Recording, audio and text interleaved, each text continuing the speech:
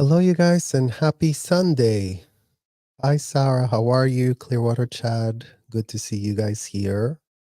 Thank you for being here. Thank you for joining us for another episode of No More Kids in Scientology. So this is another episode of No More Kids in Scientology, you guys, because the simple fact is that kids cannot consent to what they're being exposed to inside of Scientology's hotels and commercial buildings. And this video is brought to you by none other than Scientology Mother of the Century, Elena Cardone. Elena Cardone, that has a YouTube channel and, decided to post a video called Growing Up Cardone, Insights from Elena's Daughter. So we really want to be reacting to this video and contextualizing the aspects of signs of abuse that we can see from literally what is on the public record. So thank you guys so much for joining us. If you're just joining us now, please make sure you like and subscribe to tell the algorithm that we do need more children advocates. There's a lot of children stuck inside the Scientology hotels that don't have a shred of advocate on the outside or the inside. So all the videos that we're making here on a daily basis focus on exactly what the problem is. The kids are getting exposed to unthinkable, disgusting practices inside of those hotels, indefensible AF. They could not stand a shred of scrutiny. But again, all of these Scientology parents, in this case, Elena Cardone, is counting on the ignorance of the general public as to what exactly she is doing, what exactly she's funding with her money as well.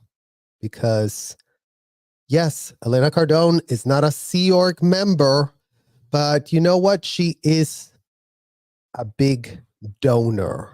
So Elena Cardone is very highly aware that there are underage kids locked up inside of the hotel that she's a paid member to, her and her husband, Grant Cardone.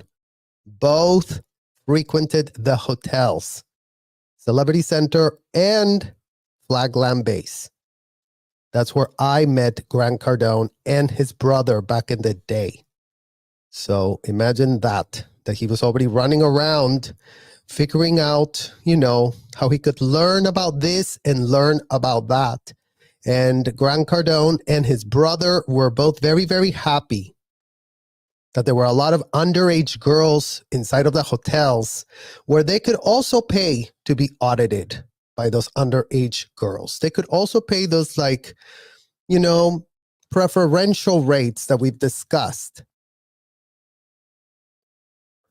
Why are children being literally pawned off as so-called volunteers so that grown adult men and women can be paying for, including but not limited to 12 and a half hours of their youth at $1,000 an hour, up to $1,000 an hour, while the grown man or woman gets a tax write-off incentive from the IRS. This is state-sponsored, industrial-size child trafficking and abuse of minors, sponsored by the IRS, approved by the IRS. The IRS is very, very okay that children in America are landing themselves in contracts, unthinkable, ridiculous NDAs that children are being made to sign with their passports locked up. Now, here we have Elena's daughter, who's not in the Sea Org. So let's really understand what in the hell is literally going on, because more and more examples of the problems that we have discussed, you guys, ad nauseum on this channel. What is that issue? The issue that every aspect of how I was abused as a child continues to be used and literally abused with all these new generations growing up inside of those hotels. There has been no guardrails set up. There has been no toning down of the extremist rhetoric.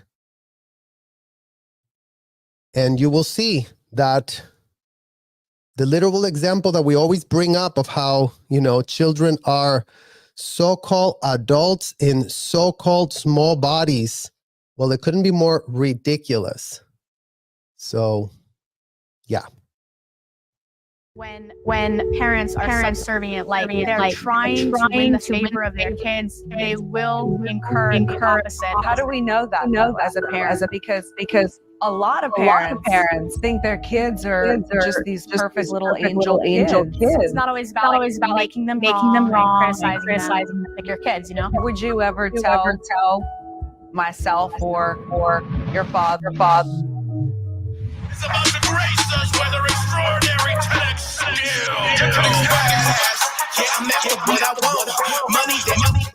Hello and welcome to the Elena Cardone show. Today, I have, of course, I'm a little biased, but the most spectacular guest.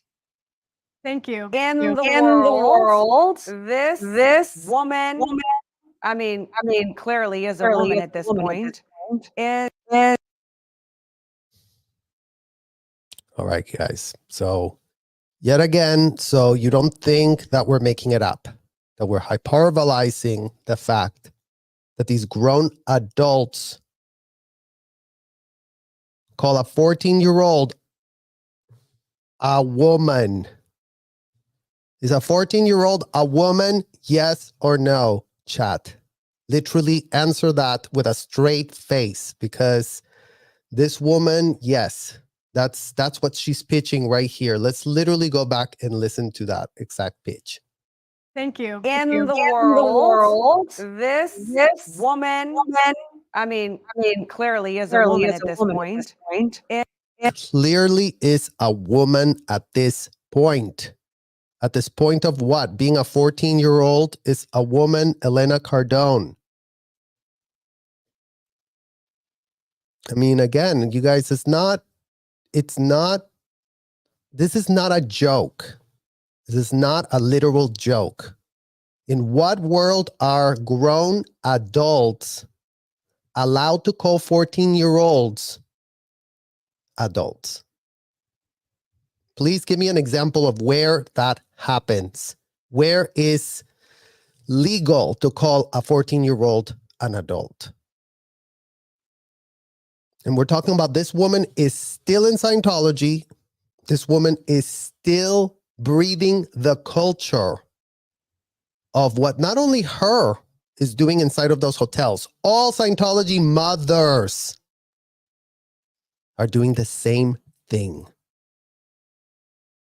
So it's not just Elena Cardone breaking news, but she's on the public record literally verifying the information that we have said ad nauseum happens to kids. They get called adults.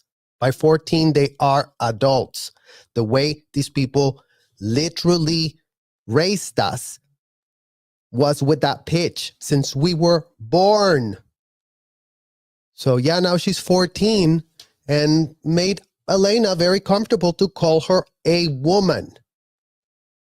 Is an extraordinary human being who is making such an incredible impact at the ripe old age of 14, has already spoken to audiences of actually, I should say stadiums of 34,000 plus attendees. She's a rock star.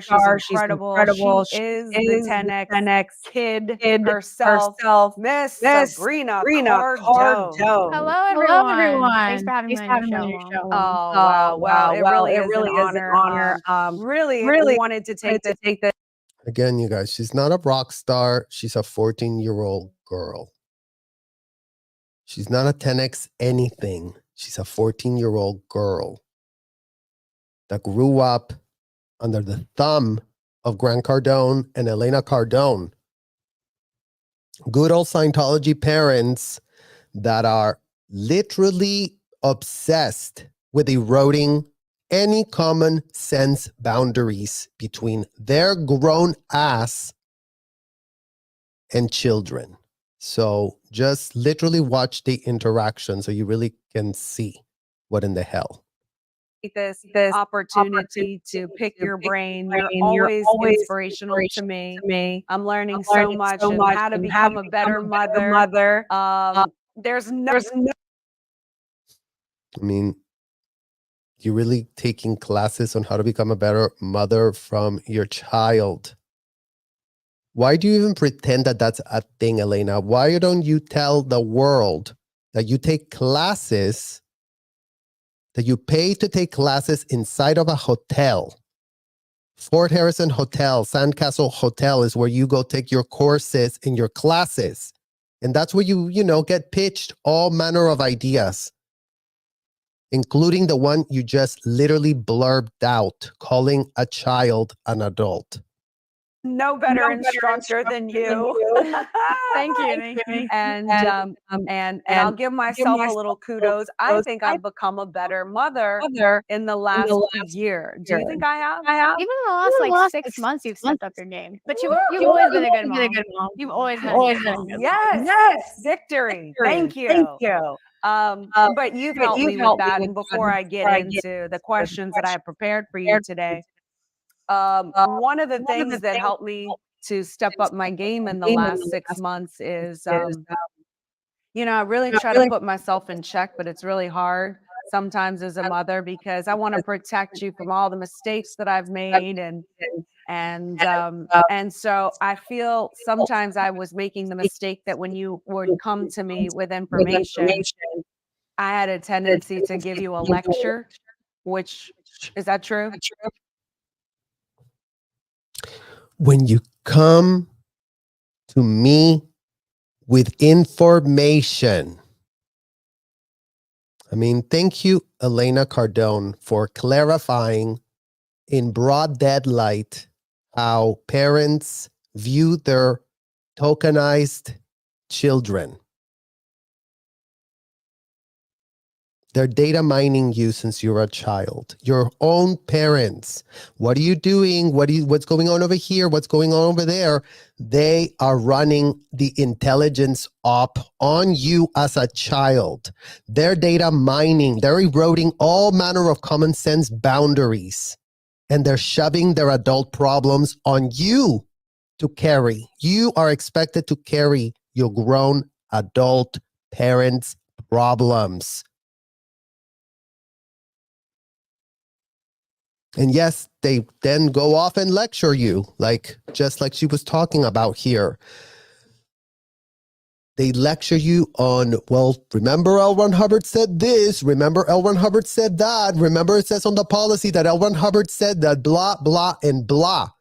It's always a lecture with these people. It's always, what did L. Ron Hubbard say about this? We could always sort it out. If L. Ron Hubbard did write something about it, let's start opening a million books so we can really understand what L. Ron Hubbard said about this and L. Ron Hubbard said about that. That is Scientology Parenting 101. Let me outsource my critical thinking skills to this convicted felon that I have a lot of books about to really tell us how to save a world and how to really treat a child with apparently calling them a literal full-blown adult. I could see how it's true, but I don't really remember that. Oh, really? Like when I think of all the times that I've talked to you, that's not something that's been outstanding in my mind. No. This is amazing to hear because as I was self-reflecting, I was thinking, okay, I'm too lectury. Just Is that still echoing a lot, you guys? Is it, because I can't tell if it's the video. Am I echoing right now, or is it just when I play?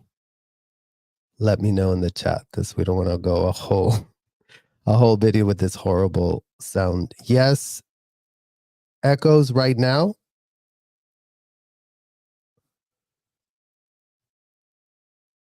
So I'm not echoing. It's just the video.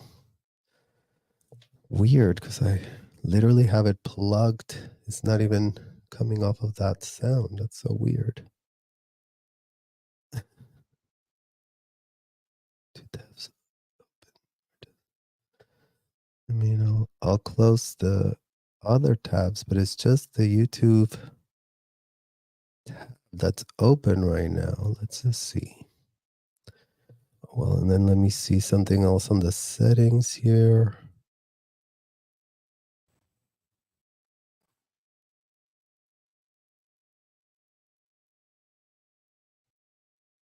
All right, let's try that again and see if we can get better audio. just be more of a listener. It sounds like it could be true, but I don't have like a distinct memory of that. Well, I'm going back to the lectures then. No. No. You like the last 6 months. You just stopped right there. Yeah, no. Okay, fair enough. Well, the last Okay, great. Thank you, guys. So yeah, we're going to go back to the lectures then.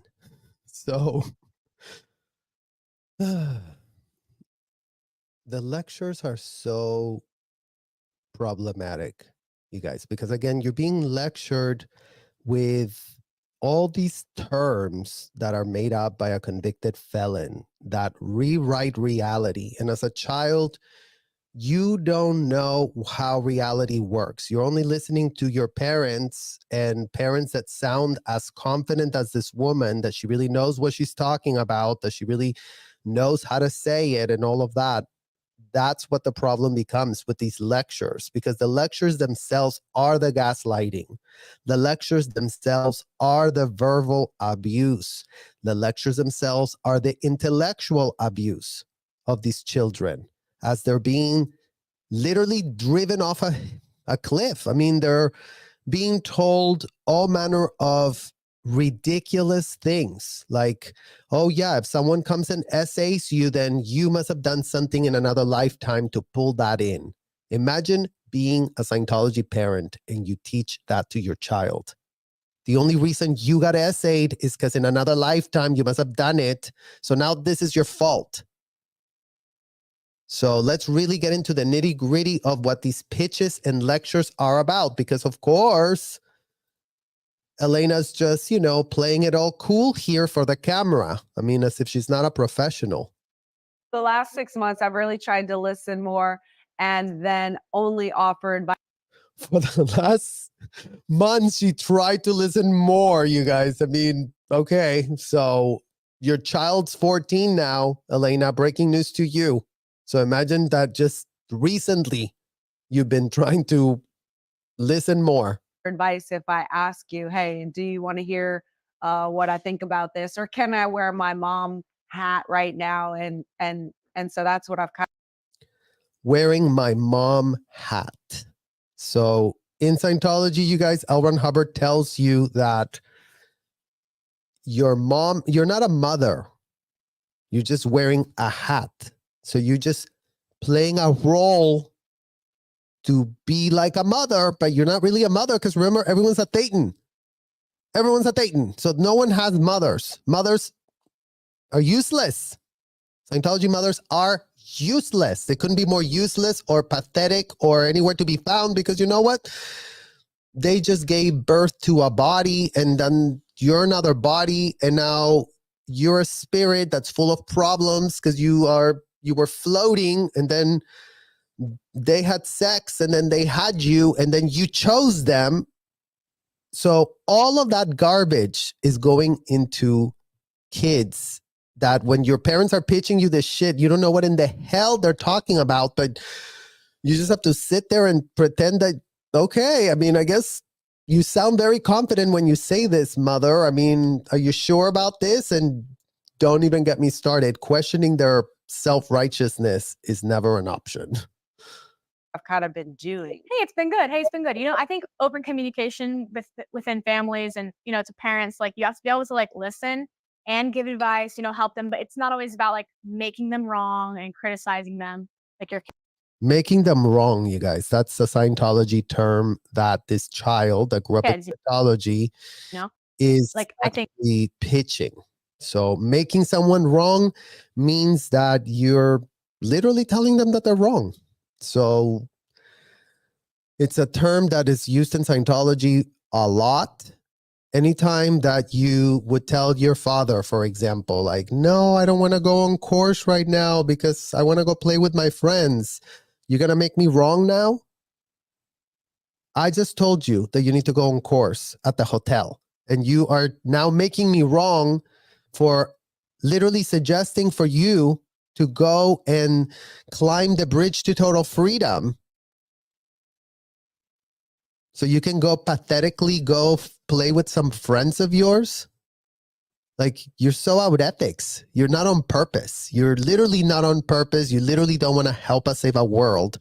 Why would you be suggesting to go play with dilettante friends of yours that are not even Scientologists? They're not even trying to, do anything for the planet. They're just a bunch of downstat DBs. That's how Scientology parents talk to you when you're there, when you're talking to them. So they're making you very wrong as a child. All children are wrong. We were wrong since the day we were born. We were already born with dysfunctions. We were already born with, inefficiencies. We were already born with service facsimiles. We were born with Overton withholds. We were born with all the conditions they falsely diagnosed on us from going and taking courses in a disgusting hotel where they got a certificate. Oh yeah, I just got my certificate. And then they went around diagnosing children. You are 1.1 on the tone scale. You're just always making people wrong because you're 1.1. That's actually your issue. I mean, really let that sink in, you guys. In terms of what the language is, what a child's being told, the deficiencies that are being literally pitched to that child, something's disgustingly wrong with you. You are a 1.1. What the hell does that mean? It's a tone level. Well, there's something very wrong with you is the message that you get as a child from these people over and over and over again. And unless you don't go and do the audits that they're pitching you, unless you don't go and engage on all of the adult games that they're all about playing inside of those disgusting hotels, then you're a bad child. I think that's a really important thing about relationships. Do you experience that with your friends that they have difficulties with their parents, and if they do, what are their issues, the common mistakes that parents are making? So a lot of my friends do actually have problems. Some, mild problems, mild to severe problems with their families. Like I have some friends whose honestly their parents are just absolutely insane. So as long as you're Well, Scientology kids are not really allowed to hang out with wogs. So I guess she's calling a lot of Scientology parents actually insane. So thank you so much for that insight, Elena's daughter, because I'm sure that you've been able to, see it in other people's households that their parents are insane. Yours are not. Apparently yours are amazing and wonderful and great, but you've seen other parents be insane. Interesting. if you're not just absolutely insane, you should have some kind of okay relationship with your kids, right? But I think, the open communication thing is really important. Like you have to be able to, it cannot just be like, oh, they tell you something, you need to shut them down. It's too much control on their communication, too much control on their lives. And then it's really important, I think, to balance like the yeses and the nos. I mean, why are you balancing the yeses or the nos? Isn't a parent supposed to have proper discernment so that they don't end up, having their child end up in some problem. I mean, what is a parent's role in a child's life, especially around this time when they're 14 years old, for example? And I think people often err on the side of saying yes too much. No way. People err. All right. Well, I guess, I don't know. I guess they have very permissive parents that always say yes to everything, you guys, because what's going on with that? I know a lot of friends. Like I have a friend recently, he's just making a lot of, mistakes, and his dad just lets him run wild, Wow. So a friend of yours is being allowed to run wild. So this brings up another problem here, you guys, which is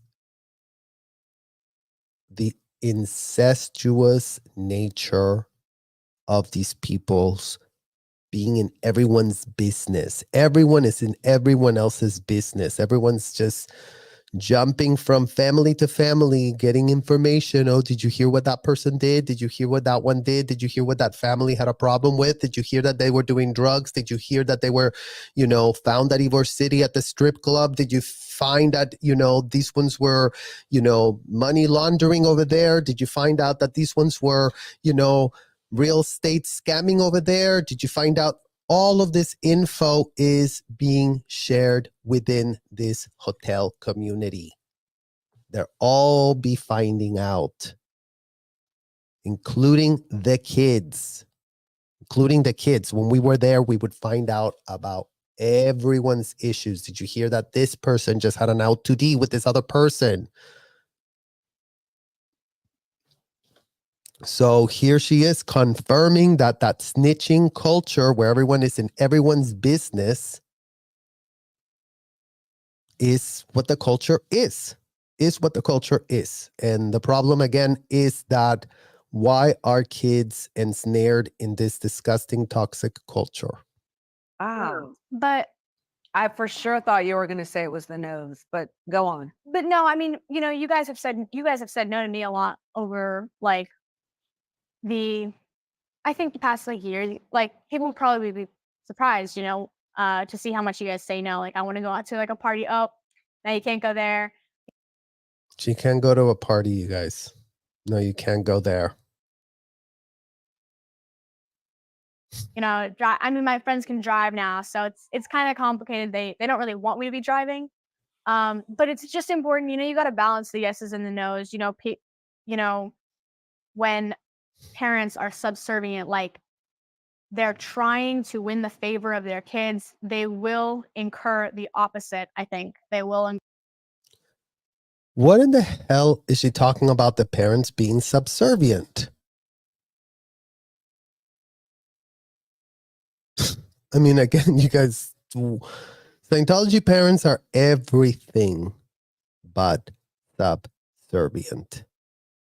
And you can look at Elena and tell me that this woman is subservient.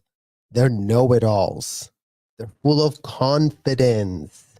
They're full of, oh yeah, this book really did say this, so I'm going to go and apply it because I'm such an incredible technologist using a technology. So there's not a lot of doubts and there's not a lot of things that they're not very confident about. So I don't know where she's going with this pitch about parents being subservient, except the fact that she just told us that some of her friends are being allowed to go run buck wild and that the parents are not doing anything to stop it. So in Scientology, you did have those two dichotomies of parents, the ones that just would not give an F, literally would not have any opinion, wouldn't interfere with their kids' lives, wouldn't even know what their kids are doing. They're doing this, they're doing that. They couldn't care any less. So you had either those or you had the other ones like the Cardones, where, oh, we're so ethical here. We're always on to you. We're always checking. We're always overseeing. We're always helicoptering around. We're always gathering info. We're always video recording and checking this and checking that and getting them interrogated and then getting them sec checked and then pull the string and find out why this and find out why that. And, you know, your parent would be talking to their case supervisor, to their ethics officer. They're all sharing information about what's going on with the kid and doing handlings. So any other way you look at it is disgusting.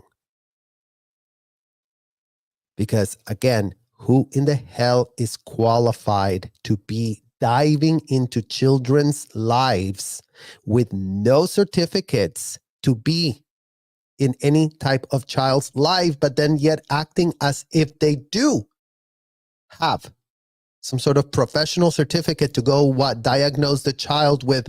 Looks like you're very it's giving very low toned right now. It's giving very you're in a lower condition right now. You're in treason. You know what? I think you're in treason. I think you just are in a treason condition. I'm going to assign you a treason condition.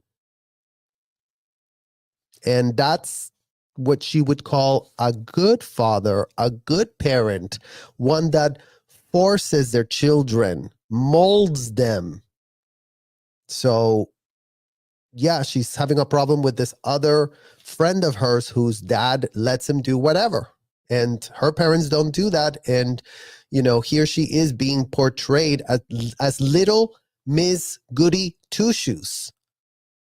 Because that's how these children in Scientology become, you guys. I mean, how she's coming across, again, is she's a 14-year-old girl, woman, according to her mother. Yes, we sounded as if we were already grown adults, even at that age. And you see her mannerisms, she's adulticized. This girl did not have a childhood, just like every other Scientology kid being preyed on by disgusting parents that in an effort to fulfill their own fantasy are pressed to get their kids ensnared in the type of little disgusting games that they are all about playing for themselves, full-grown adults that they all are. They love getting humiliated, go help yourself. They love being enslaved, go help yourself. You love being financially dominated and literally wrecked, go literally help yourself, Elena Cardone. No one owes you to come rescue you out of a disgusting hotel where you and Grant go and do and get serviced. But why in the hell is your child ensnared in that culture? Incur, their kids will resent them. So you just have to find that balance, and open communication is important, and just, regulate their lives without being controlling, without just check in on them, So again, it's the word salad of the mumble jumble. So open communication is great, and do monitor their lives, but don't really go into their lives. And the pitch is just all over the place. And it sounds like she just wants to pitch because, again, why is she doing a podcast? Why is a 14-year-old girl being used to do a podcast? About what? About how parents should be raising their kids? Because you really need to listen to this girl who has the most unhinged parents, who literal acumen of how to raise a child comes from a convicted felon. How's that really going to make a shred of sense? So what would be an example of how we could regulate their lives? What do you think about parents that randomly scroll through the phone? It's kind I mean, again, why is Elena Cardone asking a 14-year-old girl this question? It makes me nauseous, you guys, because it's why is this her problem? Why does she have to worry about what other parents are doing to their kids and if someone's going through their phone or not? Why is a 14-year-old having to solve that issue? Because it's giving to me adult problems being made her problems. And yes, the whole thing is, sanitized and glossed over like, oh, we're really going to get some wisdom. But why are people outsourcing the wisdom out of 14-year-old girls, underage 14-year-old girls? It's kind of complicated. You just have to like figure out like, you know, it's all so personal too. Like I think with different families, I think it's like I'm only 14. No, I don't know everything about being a parent. I don't know everything about being even a good kid. I mean, I'm doing my best, but I don't know everything about it. I mean, at least she says that, you guys. I mean, because again, I see her and I feel so horrified for her. I'm horrified for her because I understand how she is who she is, given that I understand and know personally the two monster parents that she has. And why we're sounding the alarm is simple, you guys. All of our parents committed the exact same crimes, the exact same mistakes, the exact same stupidity, the exact same relinquishing all their critical thinking skills at the door of a hotel. Whether you call her Sandra Gill or Elena Cardone, what's the difference? What is the difference between one Scientology mother to the next? They both adulticized their child. They both ensnared their child in hotels to do courses, grooming courses, to exactly do what she's doing right here. I mean, as if she hasn't taken a course, as if she hasn't already been groomed and doing that stuff. But I think from my experience and from observing other families and other people, I think it's very like, it just depends on the way it's done. It depends on like, if your kids are really, really good kids and you know they're good kids and you know they're responsible and you know like, and not even in being naive, like you just have to tell, you know, if your kid's obviously kind of troublesome and might be running into weird. Again, the other thing that is so painful to see here, you guys, is if your kids are good. Like the value of children in Scientology is zero. You have to prove to them you're worth something. You have to prove to them that you should be loved. You have to show that you're valuable enough and good enough to be that. No child inside of a Scientology hotel is born with a shred of worth. The second the Scientology parents can immediately start going at the kid like, come on, pull your weight, make yourself lovable. Oh no, look, you're so out of ethics and disgusting. No one's going to love you like that. That is the type of psychological burdens placed on kids. Doesn't matter if they're 2, doesn't matter if they're 3. You're crying all the time. You're so downstat. You're so banky. You're so reactive mind. Why is a 3-year-old kid being told that they're a reactive mind? What type of religious, disgusting, sadistic, intellectual abuse is telling a 3-year-old that can barely even understand a word, already being taught, oh, you're just nothing but a reactive mind. You're so reactive. Every time you cried, every time you were upset, they would just shut you up, telling you to stop being reactive. You have to be a drone for them. You have to learn when to shut the F up, or otherwise it's gonna get worse. It's all you learn as a child inside of those hotels with these unhinged, depraved, sadistic parents that are nowhere to be found to be reined in, that are nowhere to be found to tone it the F down. Because, very important that they practice their religion. If that includes statistically abusing kids on an industrial size scale, who the F cares? The IRS said it would be a great idea to do this. Right, IRS commissioner? Weird things on the internet or doing weird things with their Weird things on the internet. Why is a 14-year-old girl literally bothering with weird things on the internet and other kids having access through their phones of weird things on the internet. Why is she doing a podcast about this? Their friends. How do we know that though, as a parent? Because a lot of parents think their kids are just these perfect little angel kids. And Yeah, breaking news to you, Elena. A lot of kids are just goddamn kids. So apparently you will demonize a child. Apparently you think it's a great idea to demonize a child because they're not a perfect little angel. It's like, I want you guys to understand the level of judgment of these disgusting Scientology parents who don't inherently give value to their kids just for being their children.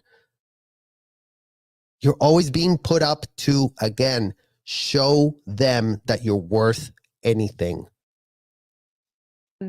after the fact, they'll find out some really scary facts about their kids. And then they go, how did I miss all these red flags? So how can a parent tell if they've got really good kids versus the facade that the kid is showing the parent? I mean, I feel The facade that you're putting up for yourself, Elena Cardone, before you project to the world and to children about putting up facades, why don't you look at your own self, your own reflection on a mirror, and see if there's no facade that you might be guilty of projecting onto children here on your podcast? Since you're a big supposed woman influencer, imagine the women that are watching you and, nodding and bopping their heads along with this disgusting interview.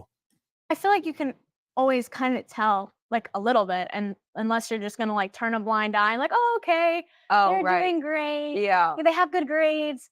They have I like their friends enough. I mean, sure, like they don't really talk to me, but hey, I think they're probably pretty good kids. Like you just have to be aware. I mean, I think it's good maybe every once in a while to check your kids' phones. I mean, I don't know. I just feel like it's so personal within the family. Like you would have to communicate with your kids, with like your spouse and stuff to figure out like what that's going to be. Because if you give them a phone, then that's their phone. And why? I feel like it could be mistaken if you like look through their phone, like, oh wow, you're taking my stuff and monitoring it. Like I can't be in control of my own life and be responsible of myself. So it can be. It's called you are a minor. It's called, yes, your parents at 12 years old should be able to go through your phone. Make sure that you don't have any predators preying on you.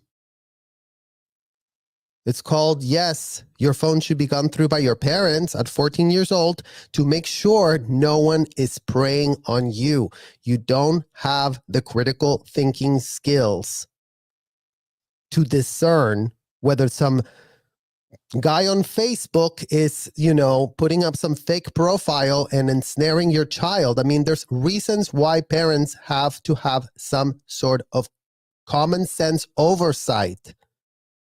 So again, this idea that we really need to listen to the 14-year-old about, make it very personal to the family, but also pitching it as like, well, but you know what? It's also very private. I mean, Be kind of invalidative, I feel. Yeah. If the kid's a good kid. Invalidative. Scientology word being used, you guys, because again, her whole entire perception of what to do in life is shaped by a convicted felon that wrote on a piece of paper, don't ever invalidate people. Invalidating is the most horrible thing you could ever do. And again, it's like L. Ron Hubbard, as allergic to criticism as he was, the narcissist that he was. He couldn't be told he was wrong. He couldn't be told that he was disgusting. He couldn't be told the reality of his situationship because he really made it illegal for anyone to criticize a shred of thing inside of these hotels.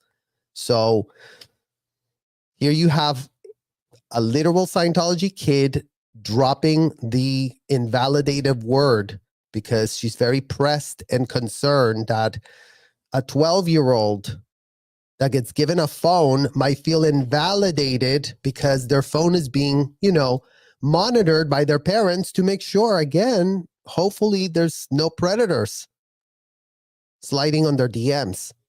Kid. And if the kid's a bad kid, it's just going to be upsetting because nobody wants like their bad stuff to be found, like all their out ethics. See, you guys, the guy that is a bad kid doesn't want his phone to be looked at because he doesn't want the out ethics. Another Scientology word. You can tell she's trying hard not to go to that, but again, these people groom you through a language. You cannot help yourself but be using those terms when, as a child, those terms have been ingrained in your head. To look at this whole entire situation as ethics or out ethics. Ethics or out ethics. Just one or the other. One or the other. And it's always this very moronic, idiotic, black and white thinking that misses all the common sense that should be had, misses all the nuance because they're only looking at it. Oh, was he watching PORN, corn, or not? Yes or no? Yes or like that's all they see. Like it's just crazy to see the black and white, like literally here. Kind of stuff. They wouldn't want that to be found. So it's bad either way for a parent. Hey, it's good if you catch it, but it's good if you catch it. But then what do you do? Yeah. I don't have an answer for that. Yeah. I mean, have I ever looked through your phone? Oh my God. Then what do you do once you find it? Says Elena, well, in Scientology, we send them to the Scientology ethics officer. We actually write up a full knowledge report. Ethics section. Hi, ethics officer. I just grabbed my child's phone, and when I picked it up, I saw that they were on, a porn site. And then I told them to come clean to me and to get off their overt and their withhold, but they wouldn't get it off. And then they tried to run away from the house. So then I knew that they had more missed withholds, and now I would love for him to get sec checked on this issue. Much love, Scientology parent. Isn't that great that they both know exactly what in the hell they would do with a situationship like that? But, since they're trying to tone it down for this podcast, they're, okay, well, we're not going to tell people what to do. I mean, if you know, if you have the membership at the hotel, then we do have an ethics technology that is going to be very applied to children. But if we're just pitching it to the world, just keep it like, well, I don't know, maybe do this. I don't know. Yeah, you have. Oh. But many years ago, not recently. Yeah. Not recently. Like I remember when I was like maybe like 10 or 11, like I was kind of like going through it was just a weird time. It was COVID, so. Yeah. But well, I blame myself for allowing you to have a phone. I was a little naive. Too young. I take responsibility for that. But go ahead. You were. But 10 or 11 with a phone, going through a weird time. It's called you were 10 years old. You weren't going through a weird time. You were just being a child with these parents that are clueless. Like they have no common sense, you guys. And that's why we're so pressed with degenerate of degenerate L. Ron Hubbard. He ripped off our parents' sense of common sense. If our parents had common sense before having us, guess what? The common sense was nowhere to be found once they did have children. All common sense was eroded by disgusting policies that pitch abomination, crossing of boundaries, disgusting sadistic abuses that are indefensible, that are simply indefensible and idiotic and stupid. But, get up to Elena Cardone here, making it look like everything is so, kosher and everything is so wonderful and everything's so religious. And I remember me and my dad, because, you know, I think sometimes like the relationships with the parents is different, and some parents can get away with doing different things than other parents. Like you can get away with doing different things than Papa can, but Papa can get away with doing other things than you can. Oh my gosh. I need the Papa The get Papa away with treatment. things. Yeah. Oh, well, I guess breaking news, you guys. I guess Grant Cardone gets away with a lot. So there you go, Grant Cardone. You're both your wife and your daughter calling you out for wanting the Cardone treatment for how much shit you get away with. I mean, weird. Yeah, but anyway, I remember me and my dad, like, he like looks through the phone, and I kind of like picked out all the apps that I thought, you know, he asked like, is this app good? And I was like, no. He's like, and so at the end we just deleted all those apps, and I think that did help. I think, and it made me feel better. Did I take your phone away? Yes, For how long? a few months, I think. Mhm. Yeah. So Ethics cycle, you guys. Elena didn't just take her phone away. That was part of an ethics cycle. Your parents don't interact with you like a normal person. They interact with you in that corporate mumble jumble BS rhetoric that they spout out. So, yes, if her phone got confiscated, she was sent to do an ethics cycle. So, but I think that was also good, because I remember I felt a lot happier once you didn't take away my phone. Like I would never have admitted it, Right. but I felt a saw lot that happier. change in you. It was something I had to suffer through because I was really angry at you, Yeah, of but I course. mean, like looking back, I support. I Yeah. like as like obviously it's kind of difficult for kids, you know, because as an analytical, logical person, they know. It's difficult for kids as an analytical, logical person. So, more signs of the intellectual abuse right there.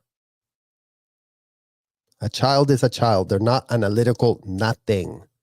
But yes, these people, again, another word that she's dropping out there. And that's why I know she's done the courses, you guys, because she wouldn't be using these words. She wouldn't be dropping them in so frequently if she was not groomed to think in those terms. This is called grooming. This generation of boomers were just a bunch of groomers. Here's the boomers studying L. Ron Hubbard so that they can become the world's best child groomers. And that they did become. So give it up to them for becoming such child groomers. All of these boomers being disgusting child groomers. Pathetic. They know that this is the right thing to do. And if it were a different situation, I would have supported it. If it wasn't me, I would have supported it. But when it's you, it's kind of like, oh, wow, my parents. And, you know, there's all this like kind of upset connected with parents. Parents are kind of upsetting people. Like, Parents are kind of upsetting people, you guys. So, yeah, I mean, I do agree with you, Elena's daughter, that parents are upsetting people, especially when your parents are Scientology. They're very, very upsetting. They're disgusting. They have no common sense. They have no decency. They blur all boundaries because they think they know it best, because they go to a hotel, they do a course, and then they come up with a certificate that lands them in that sort of state of complete and utter delusion of grandeur. So I'm very sorry that you've had the misfortune of growing next to people that were supposed to protect you, were supposed to guide you, and, you know, it's giving they're exploiting you. they can be, at least, you know, there's a lot of, it's a weird thing. I don't know why it is that way. I think it might be a little bit that way because when you were a child not long ago, Right. Yeah. and then all of a sudden, very fast, you're becoming Oh, you guys, you were a child not long ago. The girl's 14. Right? didn't we just agree in the chat a little bit ago at the beginning of this interview where she did call her a woman? You're basically a woman. Whoosh. La la. Like, becoming a young adult in a very quick turnaround time. And so now a young adult. Well, now she chose her word with young adult. What's a young adult? Can she drink? No. Can she join the military? No. Can she buy cigarettes? No. So, what's a young adult, Elena Cardone? By all means, type it up. Tell us what a young adult really actually is. now, as you have that realization, you're becoming a teenager and now you are one. And so now the inclination is, well, I don't want to be associated with my parent because now I want to try to find my own way. And then the parent becomes the antithesis of you having your own independence. Yeah. Which I mean, she's not lying right there, you guys. Our parents became our antithesis because our parents were our captors, our abusers, our predators. Scientology parents are preying on you as a child. They're preying on your naivete. They're preying on your complete and utter, being so confused by what in the hell is going on. And you give them the full benefit of the doubt. You never think that they're totally out of their mind because they play it up as if they're not. They play that very, very well. They try to come across like, oh no, I'm so ethical. Look at this ethics policies I'm about to apply on you. Meanwhile, you're being sadistically locked up in a literal room for days on end when you barely know how to read and write. But it was ethics. We were doing you a solid. We were helping you, is what is constantly pitched to children. So they don't understand that they're being abused. They feel what it means to be abused, but they cannot verbalize that it is abuse. We've already talked ad nauseum. Kids cannot consent. All the ethics handlings are extremist role plays, blurring of boundaries, children being sent over to ethics. Like Elena and Grant don't even handle her own daughter's ethics. She would be writing it up to the person at the hotel where she's going to be literally snitching on her daughter. And then that random inside of that hotel that did a 2-week course is going to lock themselves up with this 14-year-old girl and be like, oh, well, your mom wrote here that you've been going and looking at weird things on the internet. What type of weird things are you looking at? Because you know what? You need to get your ethics in. 14-year-old child stuck inside a hotel room with a random. Sea Org members are a bunch of randoms. Oh, this one's from Germany. Oh, this one's from Latin America. Oh, look, this one's from here. This one's from there. And what are the qualifications of these randos? That they did a 2-week course inside of a hotel and all of a sudden they have unfettered access to underage kids. which Yeah, sometimes like the parent becomes like the counter intention yes. of your adulthood. Yeah, and it's also More Scientology, garbage.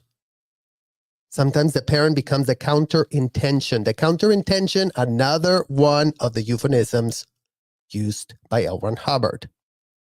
So here they're trying to talk about their PTS technology. When you want to do something and someone counters it, then you become a trouble source.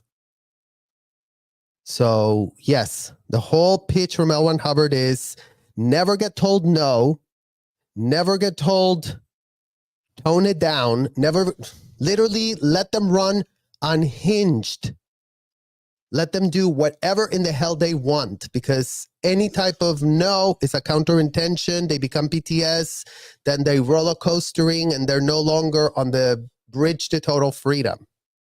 It's also like a good place when I feel like teenagers, when they're like going through stuff, or even kids, like they're just like feeling weird, feeling upset, sad, whatever.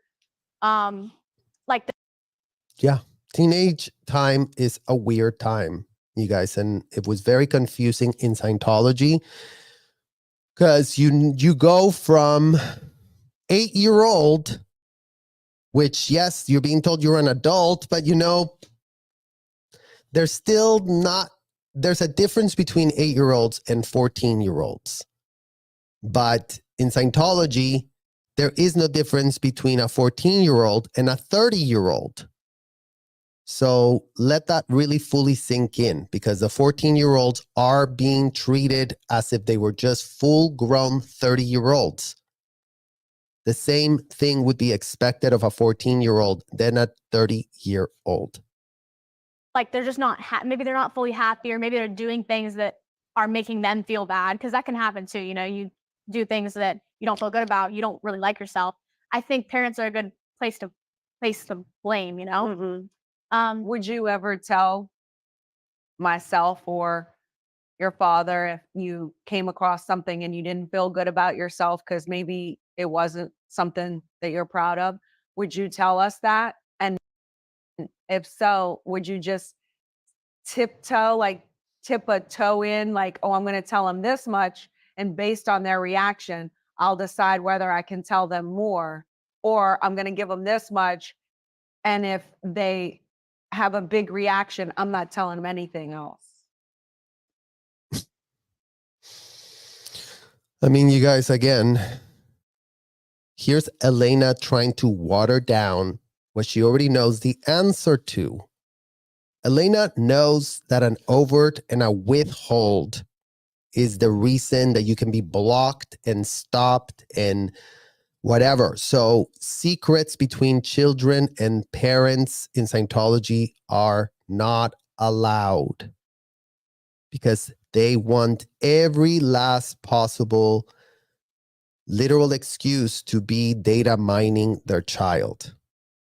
So this is a BS question that she's asking, and it's all being set up to be like, oh, I don't know the answer to this question.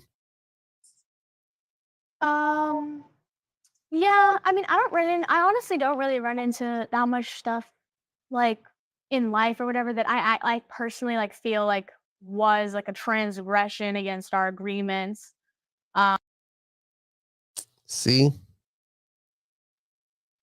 So she's basically saying she doesn't go out ethics. She's basically saying she follows all the agreements with her parents.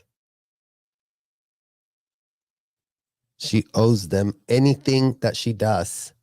She owes it to them. If she transgresses against an agreement, going back to the point of, if you run into something on the internet that maybe you don't feel good about, would you tell me, or would you just really tiptoe around it? There is no tiptoe around nothing in Scientology, you guys. Even if you try to tiptoe around it, then they'll be pulling the string.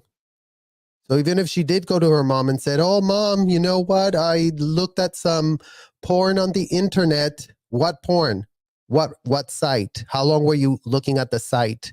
Were you masturbating while you were looking at the site? What did you do with your hands? Did you use any lubrication? How much did you do it for? How long did you go for? And what were you thinking about when that was happening?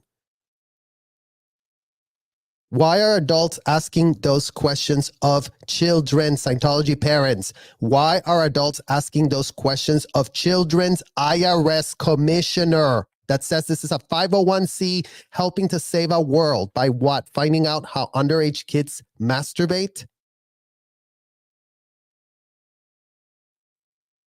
How does that make a shred of literal sense?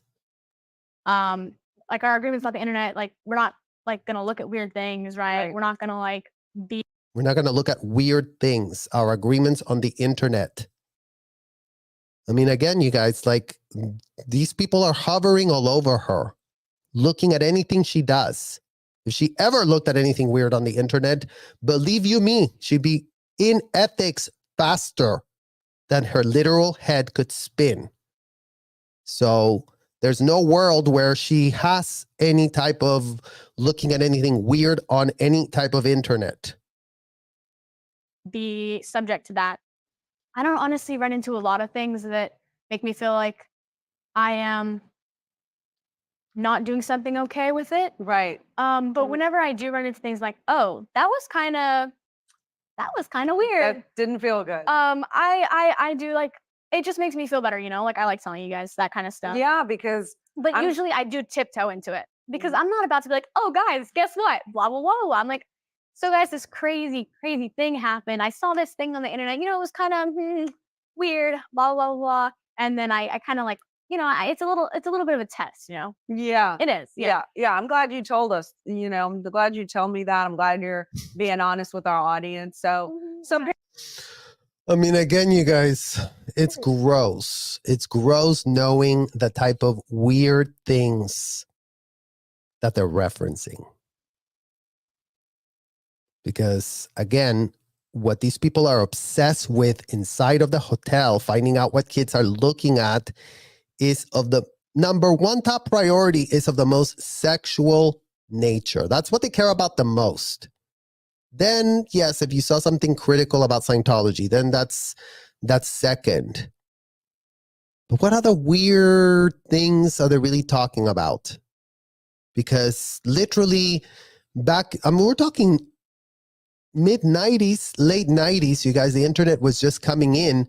Scientology was all over the internet. This was the talk of the hotel. Imagine today. Imagine that back in the day, they had to have like these big ass computers, but now all of this is through phones. So all of this talk about looking at weird things on the internet. Why are you talking with a 14-year-old about that on the internet? Elena Cardone. some parents can better prepare Yeah. on their reaction, because if it's too strong of a reaction, you can't- you're not Yeah. going to get the rest. And one of the things that Yeah. go ahead. No, I mean, but you go ahead. You. You just, You're not going to get the rest. You know, you really have to manipulate them. And that is what they do inside of those hotels, you guys. Oh, tell us your art ethics. You're not going to get in trouble. I mean, we have technology that's going to save you. You're going to have a 1, 2, 3, 4 step program to deal with whatever transgression, whatever weird thing you just looked at on the internet. Like, and that's where the Scientology parents make everything even worse. Like, okay, so let's say, for example, for Exhibit A, that she does look at some bad website that she shouldn't be looking at. So imagine that she does that. Imagine that Elena Cardone finds out, oh, you did what? Oh, yep, that's an ethics cycle right now. So let me just type up my thing to the ethics officer. Hello, ethics officer. My daughter just told me that she looked at something weird on the internet. She needs to get an ethics handling. She needs to be told, handle the reason why she looked at that. And then she's going to end up inside of that hotel with a random, that's the so-called ethics officer, grown adult or minor, because they had both. And then what? Now she's going to be blah, blah, blah, blah, blah. Like now this random is going to talk more about, well, what did you watch on the website? What did you see on the website? What did you do when you were checking out that website? She's 14 years old. You tell us, chat, where else you can find exhibits of these grown random men and women that work inside of that hotel that are all about sitting down with little girls and little boys to really dig deep into what? I mean, everything just gets more disgusting by the minute because there are no common sense boundaries. There are no guardrails. It's all just depravities being normalized at an industrial size scale. All adults and all these underage kids. you can't like interrupt your kids. You can't like hammer the conversations. Like sometimes, I'll be talking to my dad. I'll be talking to your husband, I guess. It's kind of weird to refer. Yeah, me that too. I was way. like Papa, but then Yeah, anyway, yeah. it's weird. Anyway, I was talking to him, and sometimes he like just sound calm. You ever see that? Like not even like on purpose, but sometimes he'll like interrupt you, and it's like very aggravating. So like when you communicate with someone, I mean, I've told him that I don't like that, and it's been getting better. But You see how she's always subservient to, oh, I told him that, oh, but it's getting better. It's getting better. I mean, again, you guys, it's like she's talking about the communication cycle. Like in Scientology, communication happens in a very robotic fashion. And if anything happens that alters that formula of communication, then all circuits break loose. And that's kind of what she's insinuating here. But again, it's like that conversation and communication cycle usually only applies to the sub. So if the dad that's unhinged just wants to cut everyone's communication, he will. And since he's the most senior of seniors, then nobody's going to give an F. But everyone else has to keep a conversation according to the comm cycle, according to what L. Ron Hubbard said. You're supposed to think about what you're about to say. Then you're supposed to put distance between you and the person. Then you're supposed to send the communication. Then it's supposed to land in their head. Then it's supposed to get processed in their head. Then they're supposed to have an answer for you. Then you're supposed to shut the F up until they give you the answer back to you. Then you're supposed to receive the answer. Then you're supposed to acknowledge that you received the answer. If any of those steps are missing, you will be disciplined. So down to how you're communicating to your masters is how these people have you literally with a foot on your neck as a child. Whenever like you talk to your kids, you can't interrupt them. Like what they're trying to say, like you have to like let it go. You have to let them communicate, and then you can communicate. But only then can you communicate, and you have to communicate in a way that the teenager, the kid, or whatever. I think it will be much better received if you communicate in a way that it's like, okay, I understand that. Hey, that's all fair. I get it. Yeah. Yeah. Oh, for She's trying to train her mom how she needs to communicate to her, because who's the one that's giving her the unhinged rant? Who could it be, you guys? Who could be? I mean, does anyone have a clue? Oh, for sure. It could look from the outside world that you would have like a lot of pressures on you. Your father is Grant Cardone. He's 10X. I mean,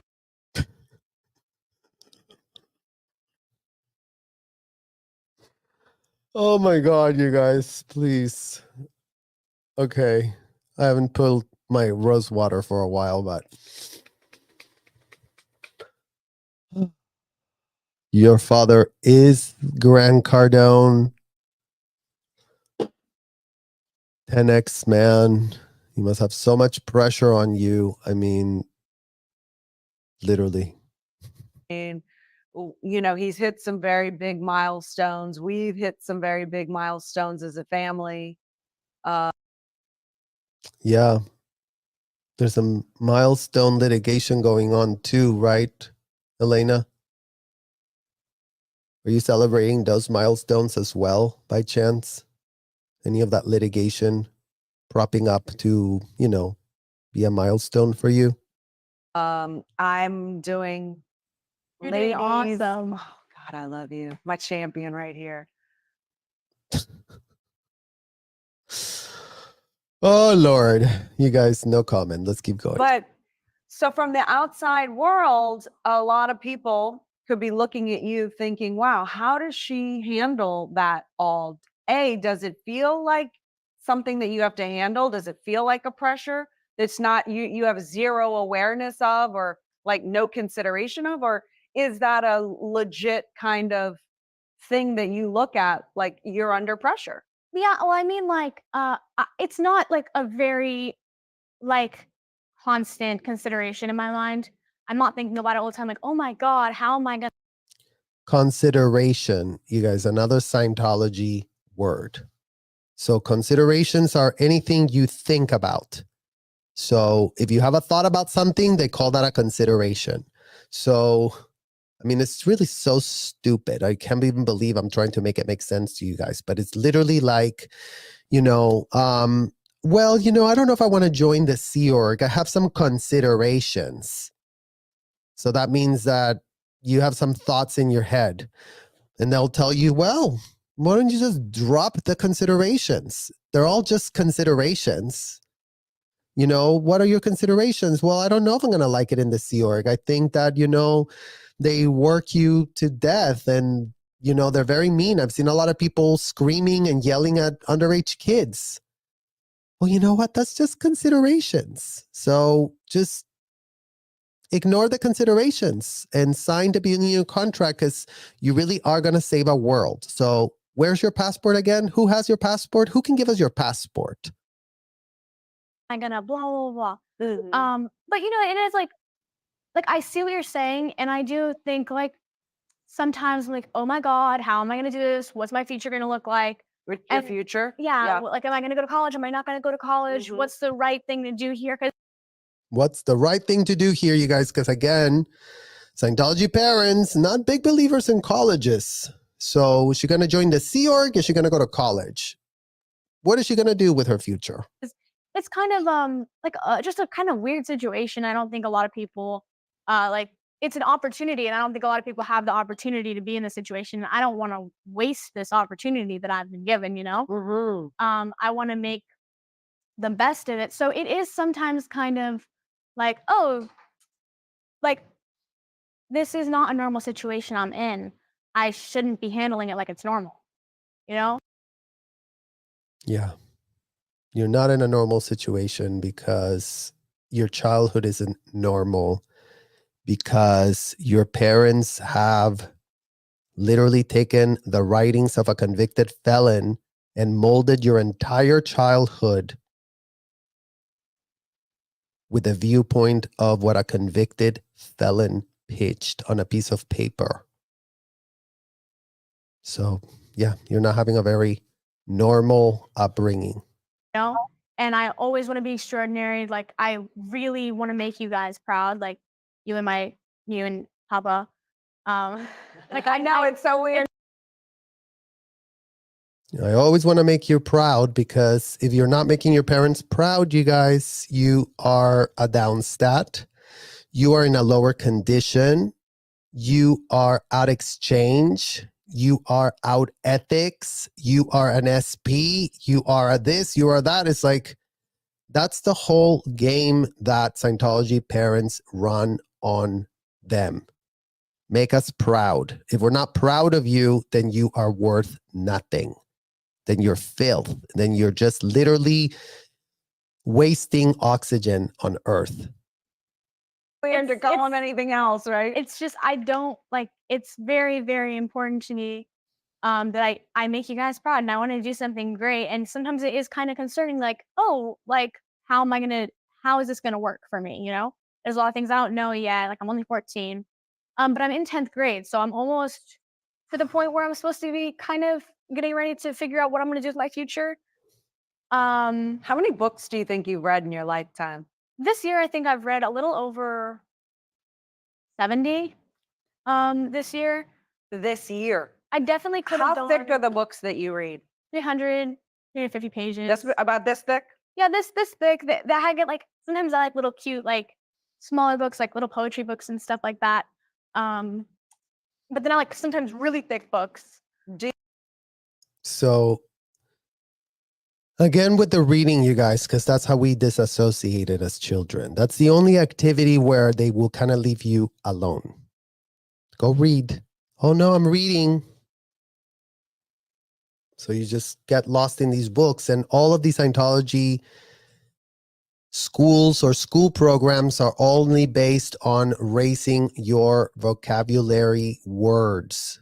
They want to increase the words because remember, if she's reading all these books, there's not a single word that she can go by that she doesn't clarify on a dictionary.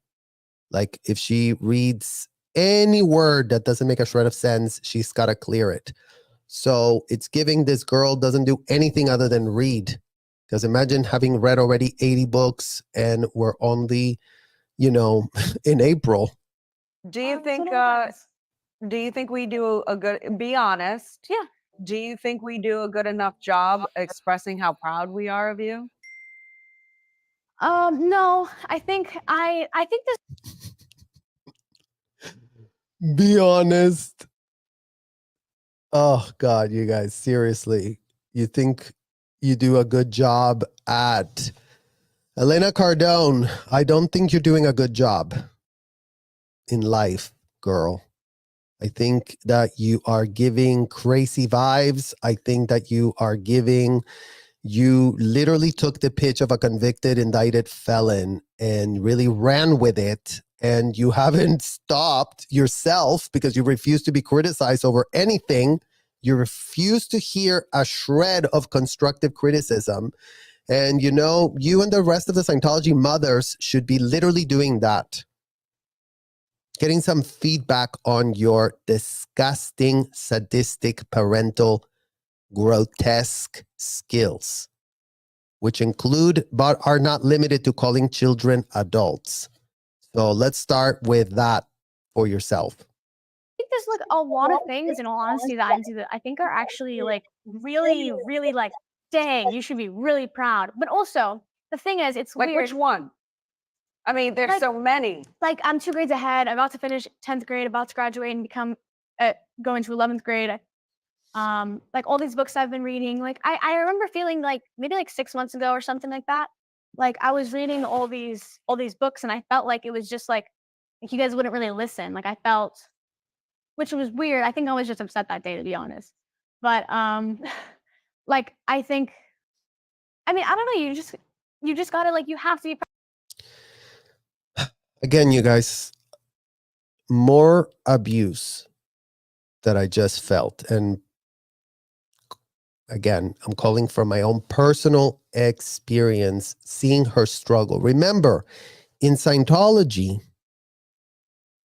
it's a crime to be critical. This girl, every time she's trying to say something about the parents, she always has to tone it down, water it down. How should I say this so that I'm not being told that I'm being critical? Because if she is being perceived as critical by her mother, she's going to have that phone confiscated. She's going to have her OWs written on a piece of paper. They're going to read all of her private, intimate thoughts. They're going to judge those private, intimate thoughts, interactions with anybody that's in her life, and they're going to call that ethics and beneficial. So let that just really fully sink in so we really understand what these children are up against. Be proud of your kids, you have to show them that you're proud of them. How do we show you? Like, the parents are man, listening. I don't know, man. Which, like you just went through something, right? Yeah. And I was like, what can we do to celebrate? And Right, yeah. and we went out to dinner, but I know that's not even enough. And Well, the thing is, the dinners are on because I don't really want to go. Like, I would rather be like, watch a movie at home or something. Like that. You don't watch movies? I know. You little liar. Okay, I don't like watching movies. Well, it's weird because I don't like movies because they give me headaches. So, okay, I don't watch movies because they give me headaches. She doesn't watch movies, you guys. This is a kid that can only read books. I don't watch movies. Okay, yeah, it's kind of a bad situation for you to be in. So, like, that's the thing, because the only thing that I know, I do like going out to dinners with you guys. It's just that we did have fun at the last one. that was fun. At the surf club. That was fun. That was fun. Really nice. I have the best place to take you next. Oh, really? Yeah, I went there last night. Well, Phenomenal. Okay, something I really liked, because this last thing I finished, something I did that was like a good achievement for me. Like, we went and got our nails done. Like, look, I have like little I'm not going to show you mine. tips. Hers are like growing out and chipping. But like I thought that was so much fun. Like, yes, that was a good, like the mother-daughter day. That was a good acknowledgement. That was.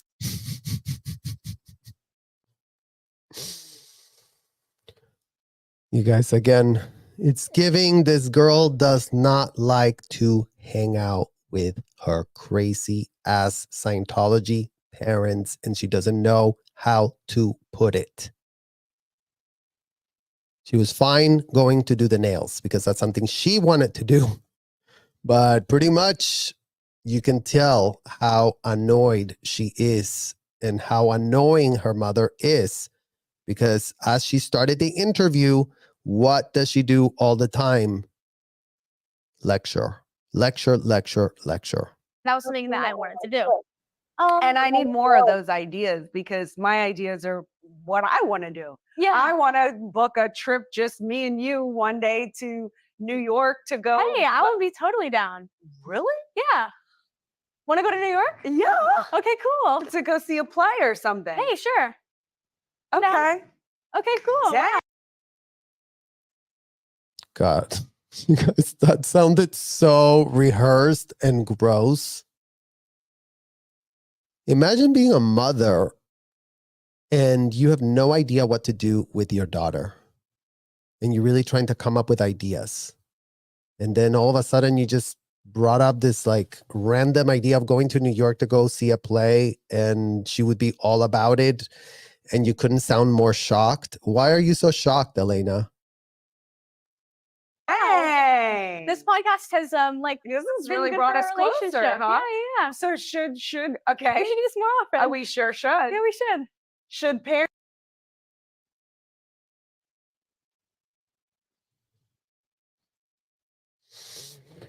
Bringing them closer to do this podcast, because I guess, you know, they really do have to put in the time to go through the podcast, you guys. I mean, literally, it's what we see right here. parents schedule? Because I feel like this makes you cringe. Now, is this just me or is this you? Like, if I wanted to schedule like a once a week one-on-one with you where we could sit down and have open conversation, see, would you roll your eyes I like would that? so totally roll my eyes. And you would not want to do that. No, because it's like, what even? That's I get strange. killed too when I want to do like That's so gross, you guys. I mean, who's scheduling time with their kids as if they're calling up on a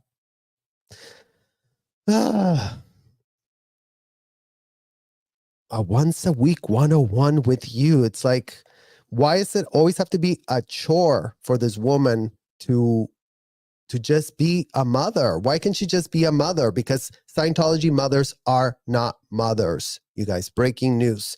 Scientology mothers are deranged, unhinged, narcissistic AF proteges from hell, suffering from delusions of grandeur that are bigger than Mount Vesuvius. And then they wonder why they have bad relationships with their kids, the kids that are literally still dependent on them. like my family breakfast. I know. I tried to I instill know. family dinners. I I know. get killed off. Y'all are like, I know you do, because and then yeah, y'all come it's to the our table fault. resentment, and then I try to like make fun, and yeah. Yeah. Well, the thing is, yeah, man, it's a tough situation to be in for you. Okay, yeah, right. Dang, man, I would not want to be you right now. Right? Wow. Oh my God, I'm feeling so validated because I really want to know from your. No, I totally understand. But when you try to make it like a big deal, then it's like everyone's like, everyone wants to go do their own things, and it's like, it's weird, you know. I think all of our best moments that we've all had as a family have like been natural and organic, and haven't been like, oh, let's have a little dinner. So what a better thing is like I could come home, cook a meal like myself. Yeah, well, And then say, hey guys, I'm doing. Yes, and then it's not like I was like family dinner night. It's like, hey, I just have. All right, you guys. Well, I mean, at least you're seeing the side of the Scientology kids that are not stuck in the Sea Org. Let's not forget that Elena's daughter is not in the Sea Org. So apparently Elena never cooked for her kids, but she's thinking about doing it now that she's 14, and she's really trying to bond now with the family dinners. happen to You make a all have meal. to attend. Yeah, it's like, you guys hey, want to come eat? Yeah, Okay. hey, that's good. That's good. All right, I'm taking notes. So you brought, But you have to time it because I go on my runs like 5:30. Papa comes home at 6, so I'll be back home at like 6:30. So you have to time it. And I'm a horrible cook, normal. Hey, you're not a horrible I can't cook. time everything out, to get the main meal ready, the appetizer ready, not the appetizer, but the side. Oh my God, you guys. Isn't it so hard to be you, Elena? I mean, I'm sure you really are doing it all yourself. So hard to be you. What the hell, you guys? Sides. Yeah, that's anyway. true. I'll figure it out. I'll work it out. We'll figure it out. It'll be a challenge. But I think this is probably a big problem for other people too. Like, how do you get the family involvement? Yes. You might just have to remember when we were in Rome and I made y'all go to gladiator school. Oh my God. So I brought us as a family to gladiator school. So we became gladiators. And if you don't know what a gladiator is, it's like this medieval warrior in Rome. So we went to the gladiator museum, and then we had to dress like gladiators and learn to sword fight. Then we should want to see the Colosseum. How organic, you guys. You go to Rome and you go to gladiator school because you really want to become a gladiator. I mean, maybe put those OT powers to use, right? We didn't see the Colosseum while we were there. We'll go to Can you believe that? Okay. Can you believe that? We went to Rome and didn't see the Colosseum. But we did go to gladiator school. Yeah, They went to Rome and they didn't go to see the Colosseum. Ma che stronzata sono queste? Sei arrivata in Roma, c'è il Coliseo lì davanti a te e non vai. Ma facciamo questa classe di gladiator. Oh, yay. Do you know how to sword That's the important part. Yeah. Yeah.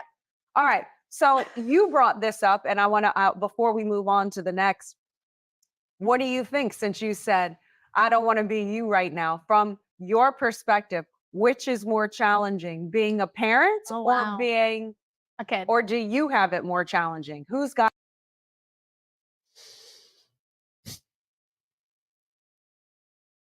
Guys.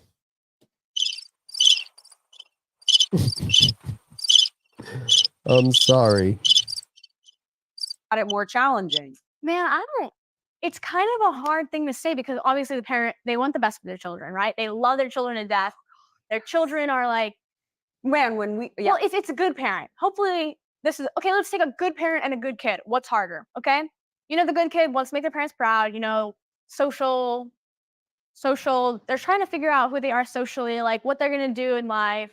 So that's kind of hard. You have the pressure, like, what's my future going to look like? Because you have all this wide expanse of future in front of you. And you don't really, for me, I'm not really quite sure what I'm going to do with it. And that's kind of a concerning thought for me. I don't want to live my entire life just wasting away. That's kind of boring. But, the parents have it, okay, they don't have forever. And they want their kids to grow up to be, good contributing members of society, and their kids. Good contributing members of society is what the Scientology parents pitch to their kids. And never mind that the Scientology parents raising kids in this disgusting, subservient slave master relationship that has nothing to do with being a family unit, nothing to do with having any common sense, nothing to do with nature. Literally, you guys, there is no manual on how to be a parent. There should be some human instincts that come in programmed within you to, do your best for someone that you would hope, love. I mean, you did make that child. I mean, I wouldn't know how it feels to have a child, but I've had pets and I know how much I feel responsible for them based on the love that I have for them. So I cannot even imagine how you should feel as a parent to have your own offspring. But I guess I digress. Their kids are running into trouble and they don't know what to do. So I think it all depends what the relationship looks like, but I think it probably tends to be more frustrating for the parent in the relationship, but I think in life, the kid has it more difficult. If you, do you Yeah, I understand? do. I thought the hardest years of my life was at 14. Like, but I think it's not your relationship with your parents that makes everything so hard. Right. I think Well, imagine Elena was not raised inside Scientology. And imagine at 14, she was having it real rough. So let's just keep that into perspective, you guys, because Elena was not raised in Scientology. She made a decision to join as a grown adult woman that she is. it's your relationship with the world and how you're trying to figure it out that makes it so hard as a kid. And as a parent, I think your relationship with your kid, that's what makes it so difficult. Yeah, because But I think parents have it better generally in life. And kids are like, oh God, wow, what am I going to do? Like the world. And I think it's more difficult for kids in life and more difficult for the parent in a relationship. oh, that is so true. I think you nailed it with that one. Thank you. So Oh, Lord, you nailed it with that one. I mean, I think for all children in Scientology, you guys, and again, this episode is called No More Kids in Scientology. Yes, the kids have it the worst. The Scientology adults, who gives a literal F? They are consenting adults. They sign their NDAs. They sign all the legal paperwork that's put in front of them. They get told it's going to be amazing, that they're going to be great members of a hotel. And they're very, very pressed to become members of the hotel. You don't see Elena here trying to be like, oh my God, once upon a time I was a member of a hotel and now I'm really having second thoughts about it. No, she loves her little power trip of what she gets inside of that hotel. But underage kids should have had no literal business being ensnared in this terminology, this fake terminology that is so disgusting and that is so egregious and gaslighting. I mean, it's all the euphemisms that they use on you as a child, you guys, that makes it almost nearly impossible to separate yourself from not identifying as these disgusting people that since you were as young as 2 years old have been selling you and pitching you reactive mind. This is what a reactive mind is. Out ethics. Look at what ethics is. And all these terms that would sound very clinical, would sound very outstanding, but yet they're everything but outstanding. They're all just normalizing disgusting depravities, disgusting, unthinkable things that all of these adults end up normalizing as a culture for themselves to be done to their kids. They all consent. They all know. They all know what the books say. There's not a single Scientology parent in or out of the hotels that is clueless about what was being done to children inside of those hotels. So let that fully sink in, because plenty of Scientology parents that have done this walked out of the threshold of a hotel and that have gone to the corporate media and then done this. Oh, I had it so rough. Oh, I had it so bad. Oh, they took so much of my money from me. Oh, they kept my kids from me. Oh, yeah, my kids are disconnected from me. Aren't I such a victim? Can you continue writing that down on your piece of paper, Thomas C. Tobin? Write down why I'm a victim. Continue writing it. That's all we get. All of these adults that are in there on their own volition, as long as they were of the age to sign all the disgusting contracts that the Scientology disgusting attorneys wrote for themselves. Why is the case being made that all of these adults need, a ton of saving? Oh my God, poor adults. They're really having it rough. They really need a lot of saving. It's what these adults are doing to the children that needs saving.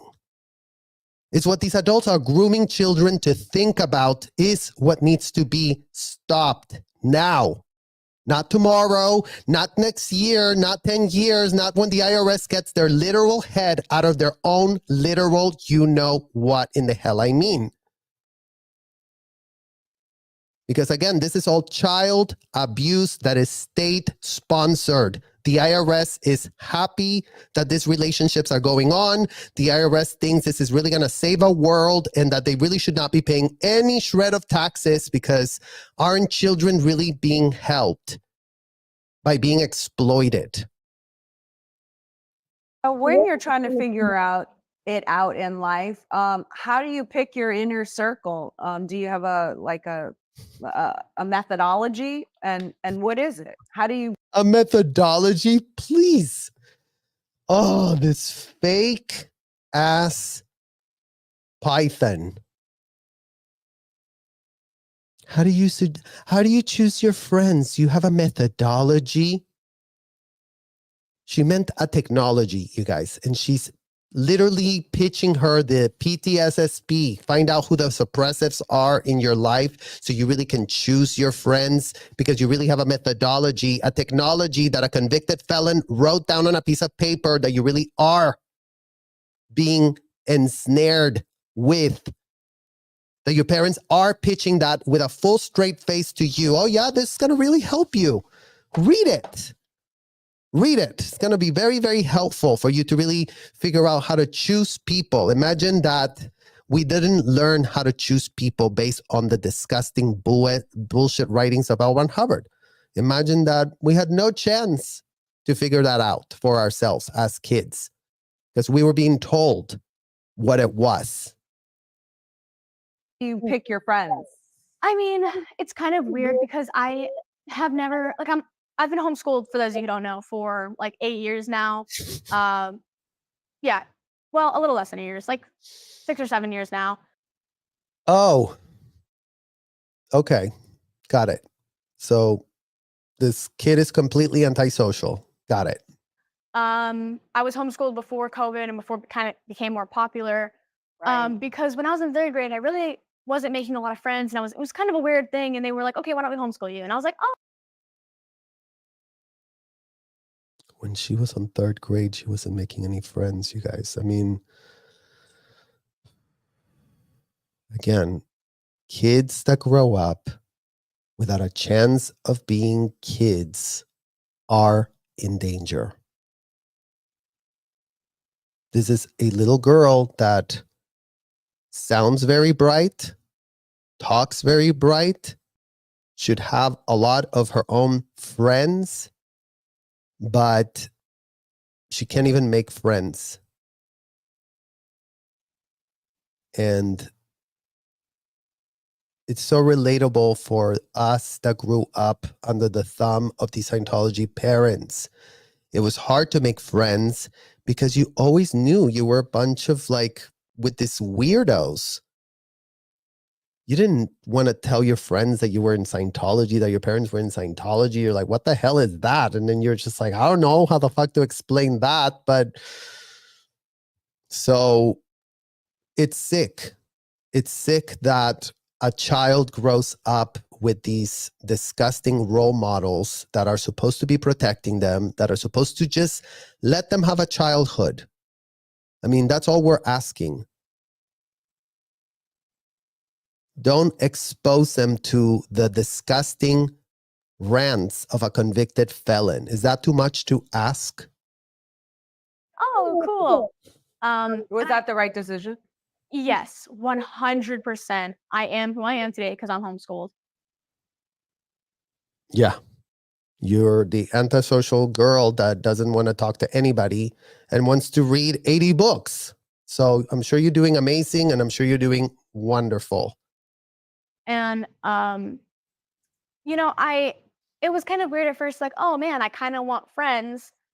But then, like, as I grew up and stuff, I kind of don't really have that feeling like where I need friends anymore. Like I do, and I enjoy being with you guys. I enjoy being with myself. I mean, this is so sad, you guys. She's literally telling you that she has no friends, that she has no use for people, and that she enjoys being with you guys. I mean, we see she's not really even enjoying being with her mom. So this little girl needs help. Hopefully she gets it. So it's kind of weird because I don't like a lot of people. I don't. Why not? I don't hate them, but it's just a I don't like a lot of people. I don't hate them.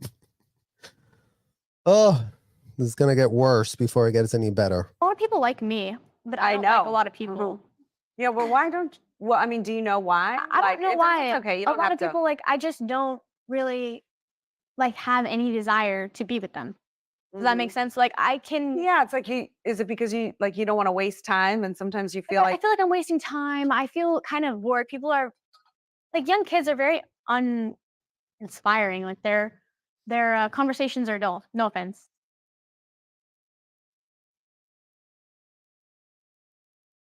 I mean, superiority complex much? That's what it is, you guys. When you grow up adulticized, the way that our parents brought us all up, this is the product. This is the byproduct of that environment. A child that doesn't like people, she can't stand people, and says that, all the kids her age are just basically too stupid for her to even have a conversation or waste her time. I mean, literally, that's what the mom is asking her. Oh, just a waste of time, huh?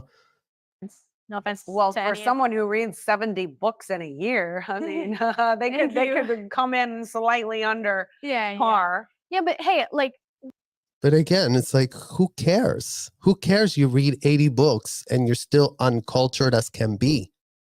Who cares you read 80 books and you can't even talk to people because you don't like people, because you find them like a waste of time?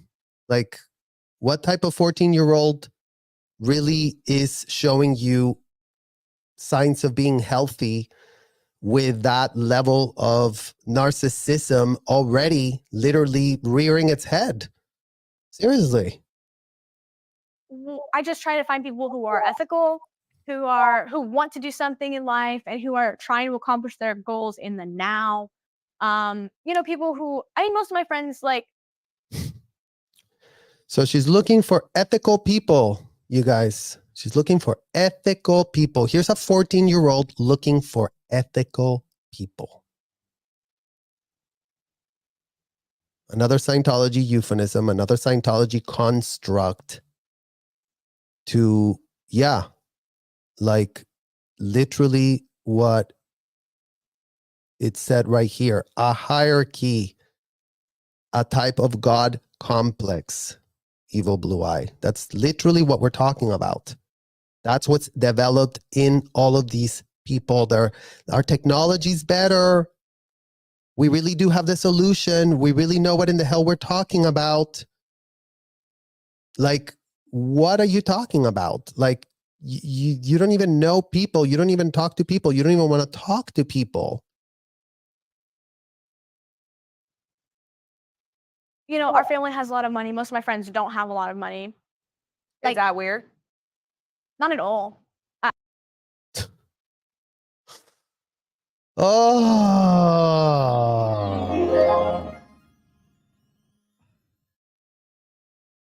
Sorry, guys. I mean, again, we have a lot of money. Our family has a lot of money. And I guess you just don't want to be sitting with the chusma, right? Like the ones over there. Your friends don't have a lot of money. So why am I wasting my time with these people that don't even have a lot of money? Like, why? Rather just not waste my time. Right? I don't. You would think it might be, but it's not even a little bit. Because my friends, they're not judgmental. Because sometimes I have met people who are kind of judgmental and Judgmental of your richness? Oh, thank God, you guys. Because she's about to go into white, rich, privilege pitch. some people really hate people who have money. I I can't figure it out. Like they hate capitalism or something. I've seen it quite reflected in society over the past couple of years. Oh, good. Reflections of society by a 12-year-old, since she started seeing this couple years, that people are just, hating on people that have money, just hating on them, just hating on them for no reason, makes no sense. So, yeah. That have been alive. Also, it's been actually quite a long thing that's been going on. But you know, it's not weird in that aspect.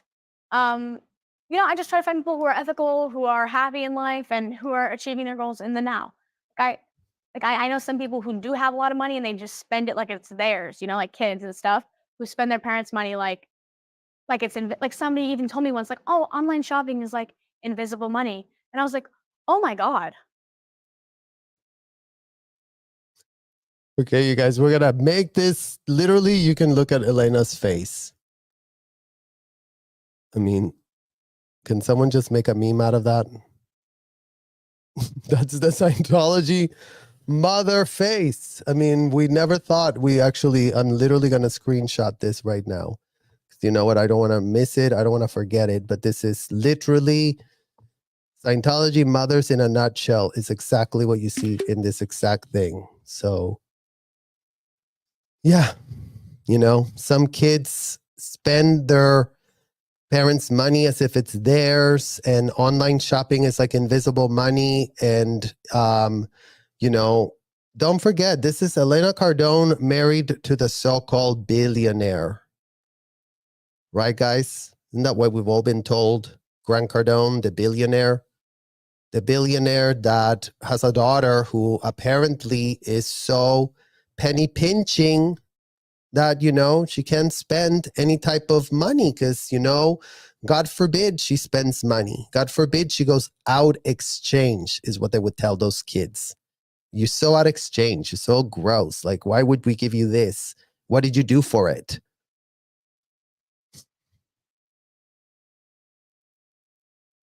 I get it if that's you and you're like, what you're gonna do in life, but that's not my personal viewpoint on money and on that kind of stuff. Like a lot of people, I think that like me and Scarlett would be like really heavily spoiled and stuff, but you'd be surprised we're really not. Do you get to buy whatever you want? Do you have a credit card that you can just spend freely? So I don't see, again, you guys, because Scientology parents treat you as a commodity in their family unit. Once your Scientology mother birthed you, then you become part of their commodity tokenization community. So a child cannot be given anything just because then you're throwing them out exchange, is how they pitch it inside of those disgusting hotels. They tell children that they need to show why anybody would be spending money on them. Otherwise, everything's going to be effed up.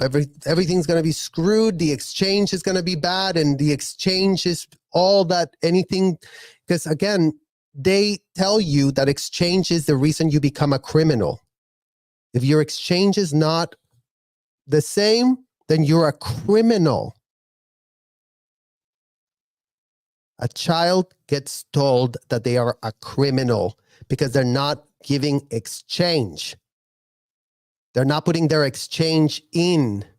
So yes, they're not about to give the daughter anything she hasn't earned, even if her dad is a so-called billionaire, but they're going to be very ethical about it. And they're going to, penny pinch. I don't have a credit card, but what I do have is I'm employed with the company, my dad's company. You know this, obviously. So I get annual. Oh my God. So yeah, at 14 years old, she's employed by her father's company. So yeah, so she's not in the Sea Org working at 14. but she's in a Scientology company working at 14, hired by the company. Annual salary. And that annual salary, I never get to touch that. With a annual salary, you guys. I mean, could that be like a little like, I mean, just throwing it out there, but a little like financial irregularity to have your 14-year-old on payroll so you could be like deducting? That goes into real estate, and that real estate then pays me every month, and I get that little chunk of money every month, like $200 or something like that. That's a lot of. There you go, you guys. So she's a 14-year-old that apparently, allegedly works and is on the company's payroll. Imagine the type of company that you have to be to have 14-year-olds on your payroll. I mean, are companies just allowed to put kids on payrolls, pay them annual salaries, withhold their entire salary, except for whatever crumbs come out of whatever real estate account that they've set up for themselves? Literally. A lot of money, right? For a teenager, $200 every month. And I get to spend that on whatever I want. That's some passive income. And then every year that principal stacks.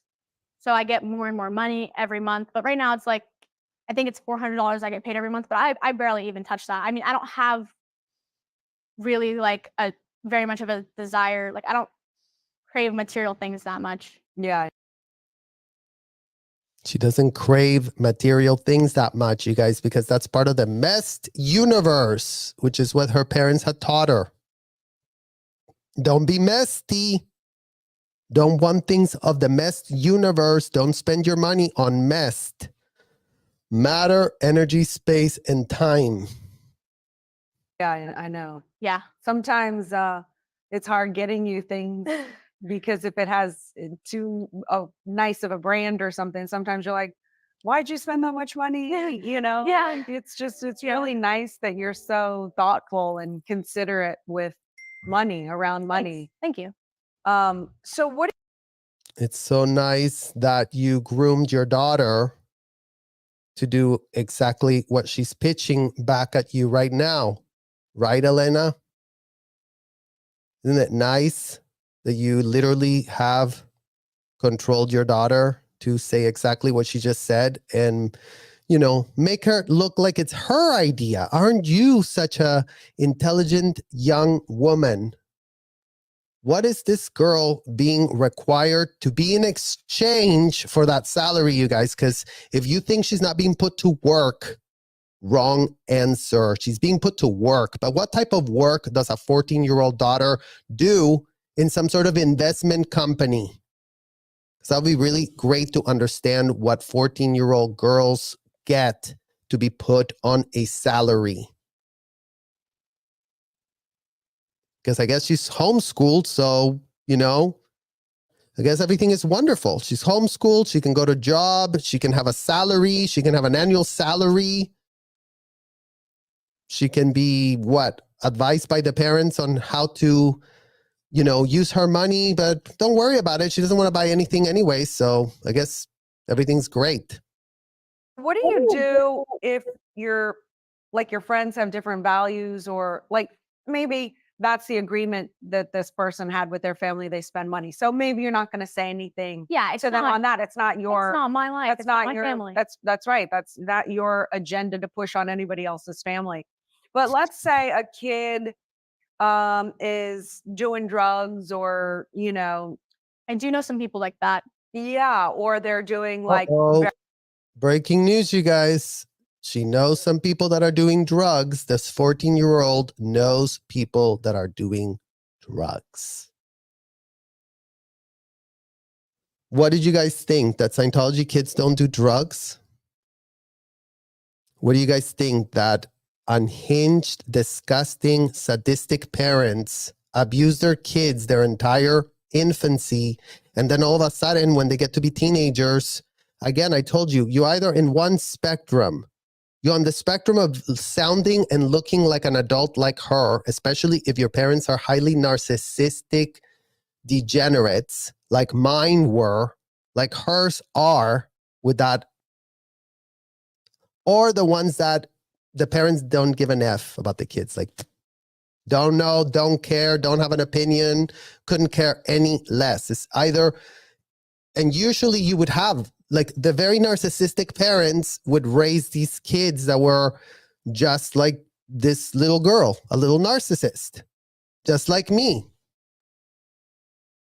Highly accomplished 12-year-old auditor. Aren't you so special, Serge? Aren't you such a prodigy? Aren't you so intelligent? Aren't you so ahead of your time? Aren't you not going to waste your time talking to idiots outside of this hotel because you're so wonderful and special that why would you even think of having normal friends your age when you're already so ahead of everyone else, because everyone else is just wasting time on planet Earth. So, yeah. Very promiscuous acts at this young age. Very promiscuous acts at this young age. Well, thank you, Elena Cardone, for literally corroborating the fact that if anybody thought that out to these, which mean when an adult and a child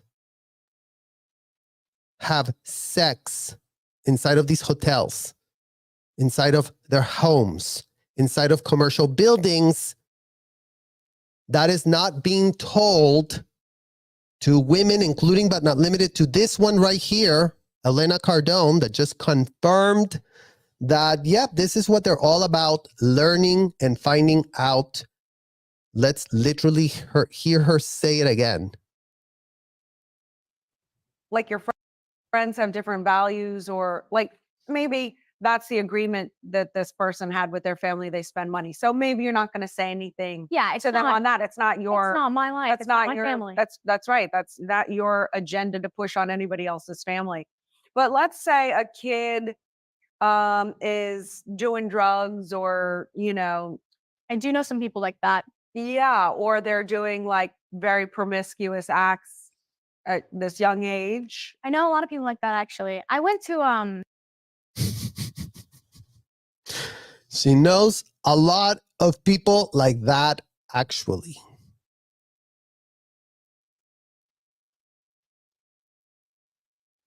Okay. Oxford, the summer camp this year, and I was really surprised by what I found there, because there was like marijuana, like vape, like people were sneaking out and like going to each other's rooms and stuff. I don't know if you knew about that. Uh-oh, I think she just told on herself, you guys. I think she just told on herself because, again, she is trying to be little Miss Goody Two Shoes. I'm so ethical. I'm so special. I'm so much better than everyone else. I would never go out to eat. I would never do anything like that because that's disgusting. But it was not the experience that I was expecting from, like, it's a prestigious college, right? And they were doing a summer camp for kids to see. And what if did the you go kids- for? I went and I studied politics and international relations. And it wasn't Politics and international relations? All right. the experience that I was expecting. It was overpriced for what it was. I didn't really learn all that much. I learned a little bit. And all that being said, it was a very fun experience for me to get to like live on my own. Kind of like I had a dorm room and I got to like, I got to like, I had to be places on time, wake up on time.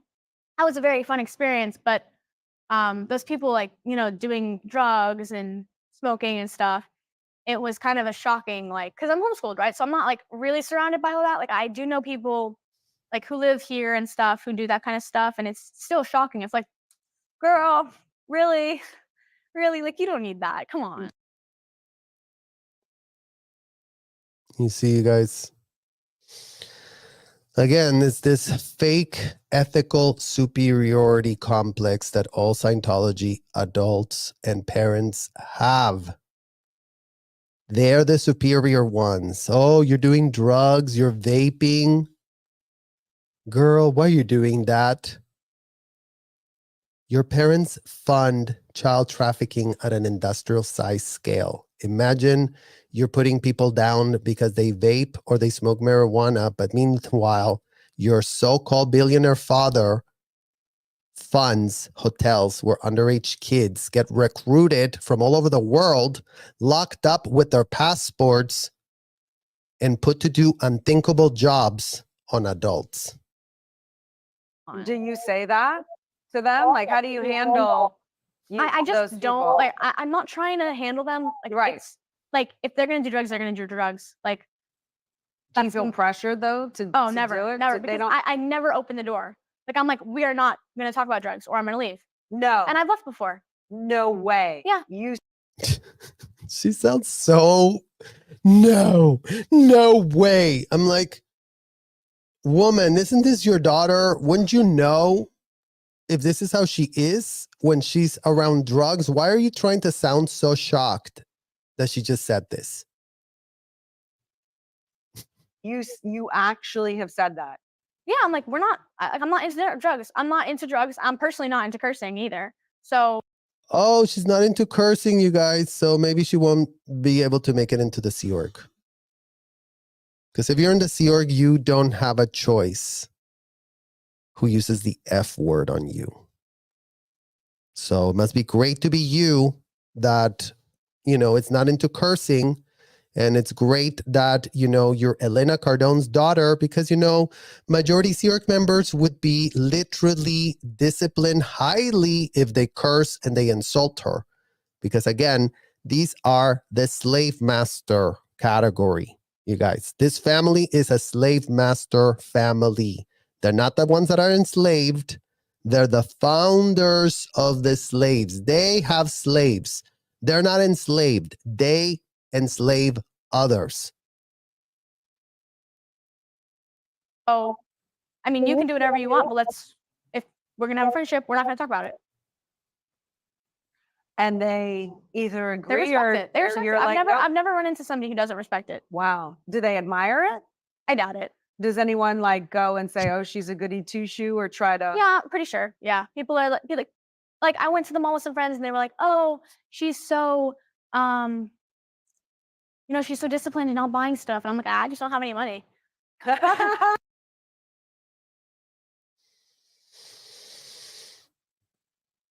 She goes to the mall and people say she's so disciplined, she doesn't buy stuff. And then she says she doesn't have any money, but she just told us she makes $400 a month and she's a full salary that apparently she just reinvests into real estate. And God, you guys. I think I bought one that trip that I went to the mall with some friends who they're very nice people, but they do that kind of stuff like drugs and stuff, and I'm not really cool with that, obviously. I think I bought like Papa gave me like $80 change from when we went to Whole Foods in the morning, and he was like, "Here, you can spend this," and I was like, "Oh my God, great!" I think I bought like a $60 sweatshirt from like Abercrombie and Fitch or something. Oh, that's so cool. Yeah. So Yeah, because you are like an upstat kid. yeah. You are an upstat kid. What does that even mean? You are an upstat kid. Up statistic, you guys. Up statistic. She has her statistics up. She goes around. Her friends are doing drugs, but then she tells them, as long as I'm around, I'm not going to do any of that. Then everyone says, okay, never mind. As long as you're around, no one is going to curse or use a word of a drug because we know that you'll just run away. Yeah. For sure. I think I accomplish a lot. Oh, yeah, you do. That's why I'm like, I'm going to do a better job of showing you more how proud I am and like thanks. really celebrate those wins. Thank you. You're welcome. And I need help in that area because Papa and I, we're so busy and so driven, and we've hit.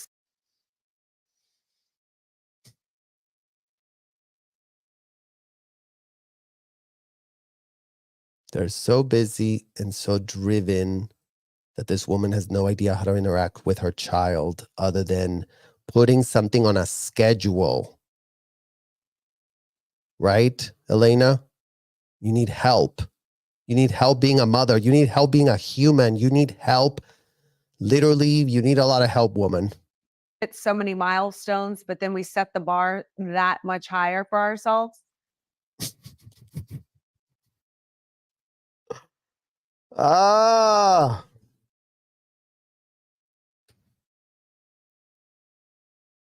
I mean, the milestones are milestoning is what this is giving you guys. Like so many milestones that they can't even literally do anything right. Imagine. Yeah. And I know that in getting to where we've gotten, once we hit something, we're like on to the next. We don't do a good enough job celebrating ourselves. Oh yeah. Yeah. I mean, I think like sometimes I feel personally like I can't really I don't always feel proud of myself when I finish things. I'm just like, oh cool, that's done. Now I get to go on to the next thing. And I think definitely if you guys had Instilled that. more, I think that would be beneficial to me. Yeah. Well, I'm not even saying that that's a bad thing. right. Like Papa calls it divine discontentment. He says like you'll always be discontent with what you've achieved because you need to achieve more because like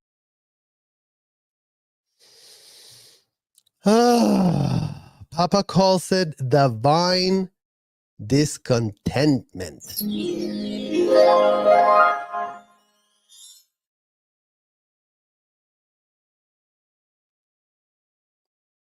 I mean, I guess that's part of their religious talk. It's very divine to, always be discontent because you need more. You need more. Nothing is ever enough because milestones are the only thing that matter in life. Getting to a milestone. it's like you're a divine being or something like that. And like I believe in that, and I think it's not all bad, but I think it would be good for us all to celebrate our successes. Me too. Make firm the wins. Ignore the losses. Make firm the wins. God, you guys, she's so sick. Make firm the wins. That's literally another Scientology pitch. Ignore the losses, but reinforce the wins. So she's really going to work on this. Elena Cardone is going to work on it because for the last 14 years that she raised a daughter, she has no idea that she needs to reinforce wins. I'm a firm believer in that. And I agree. And yeah, I've been really trying. Like if you think we're not good now, I was really bad at it before. Oh, really? Yeah, because I have wow. 1,000,000% stepped up my game, like trying to Wow. celebrate those wins. And You're doing great. You're doing great. okay, all right. I'm proud of you. Yeah. I'm proud of you. Thank you.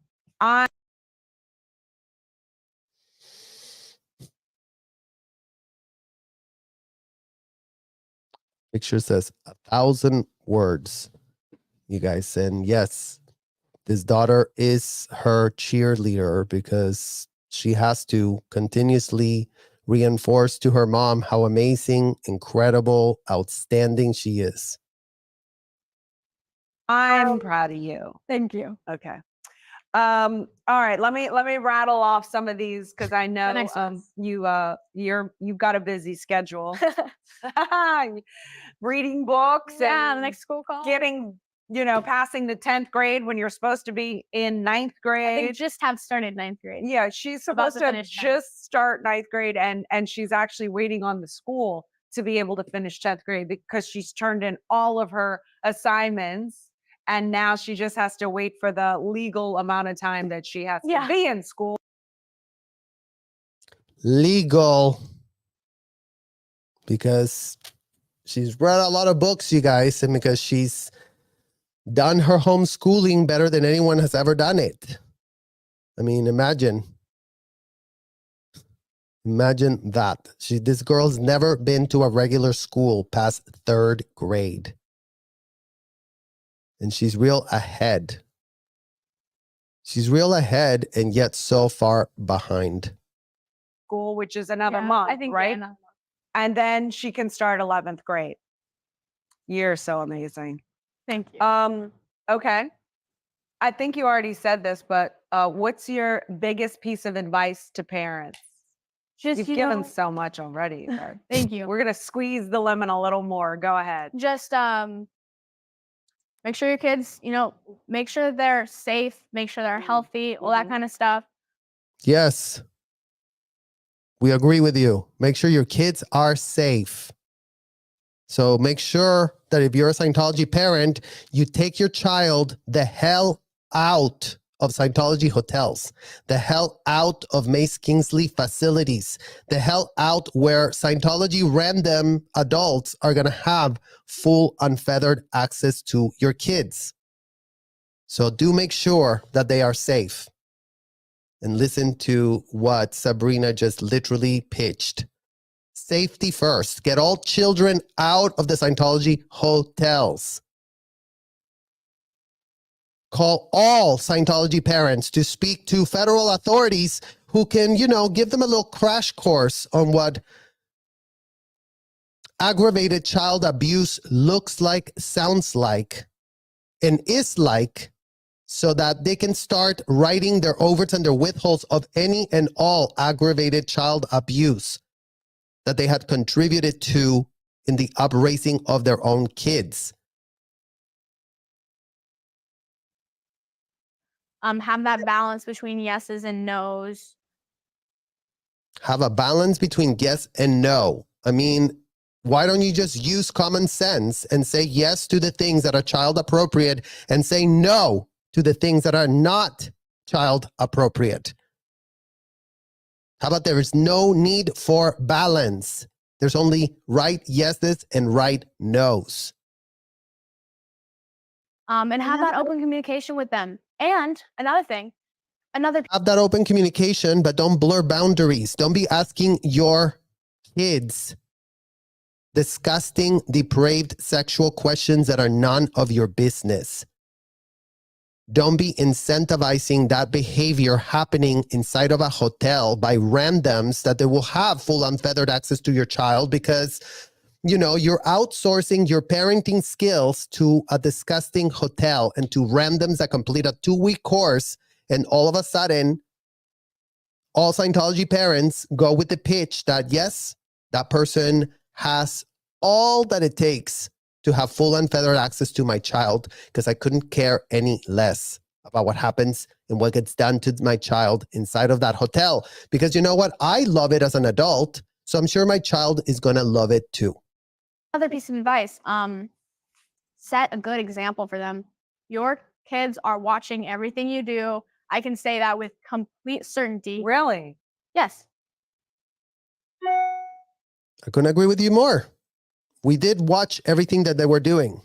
But you know what? It took me until I was 40 something to actually understand that all they were doing is breaking the MF law. Imagine that. Imagine that when I was your age, I also went with the pitch. Oh yeah, our parents are really special and the ones that are being tapped to save a world. But you know what? Years later, I found out that all of that was complete and utter bullshit. Go ahead. I'm sorry, I keep interrupting. I'm like, no, it's okay. It's okay. You're giving me mind. It's okay. Because sometimes I think y'all go into your room and you don't listen or you don't want to be around us. So when you say, yeah, imagine her kids don't want to be around this woman, you guys. I mean, imagine the type of bulldozer they had to use to bring her to do this interview. Kids are watching you because they need to know what to be in life. And you have been their person for like what, 12, 13, 14, 15, 16, 17 years. So they're watching you and they're trying to see, hey, what about this do I like? And giving me goosebumps. Go ahead. Goosebumps, Elena. Your kids are watching you. We watched you go inside of that hotel. We watched you go inside that hotel and pay a lot of money for you to be serviced by underage kids. So I'm sure that your skin should be doing something else right now, probably having hives as you realize what a fool you've been to have subsidized child trafficking at an industrial size scale, which is what takes place inside of Scientology hotels. And if you didn't know that, Elena Cardone, double check. Double check if you don't really know that. Double check if you haven't been serviced by a child. Double check if you haven't been supervised by a child. Double check if you haven't been audited by a child, work cleared by a child, ethics officered by a child.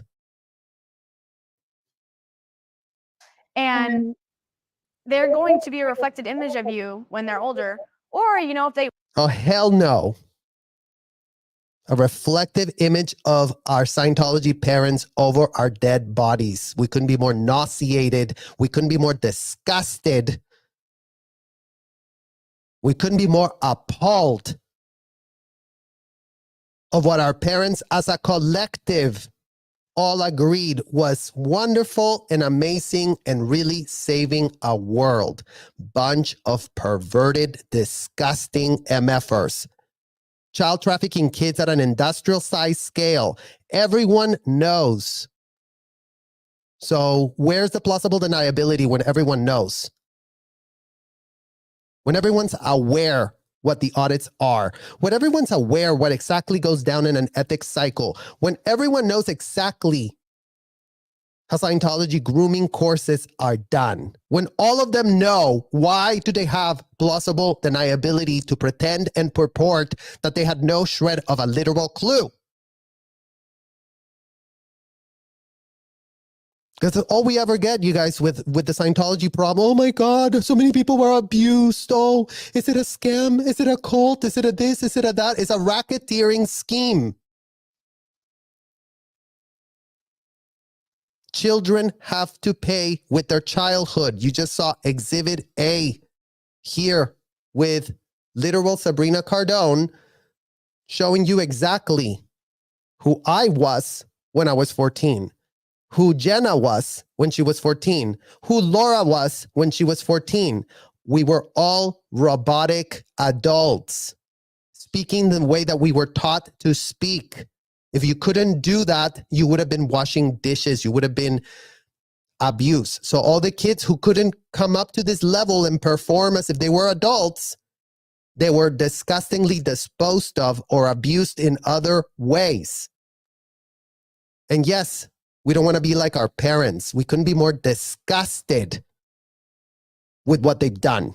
All of them, all of them, all Scientology parents, every last one of you that ensnared your children inside of this disgusting hotel operation that you have all been all about. Paid members of a racketeering sham.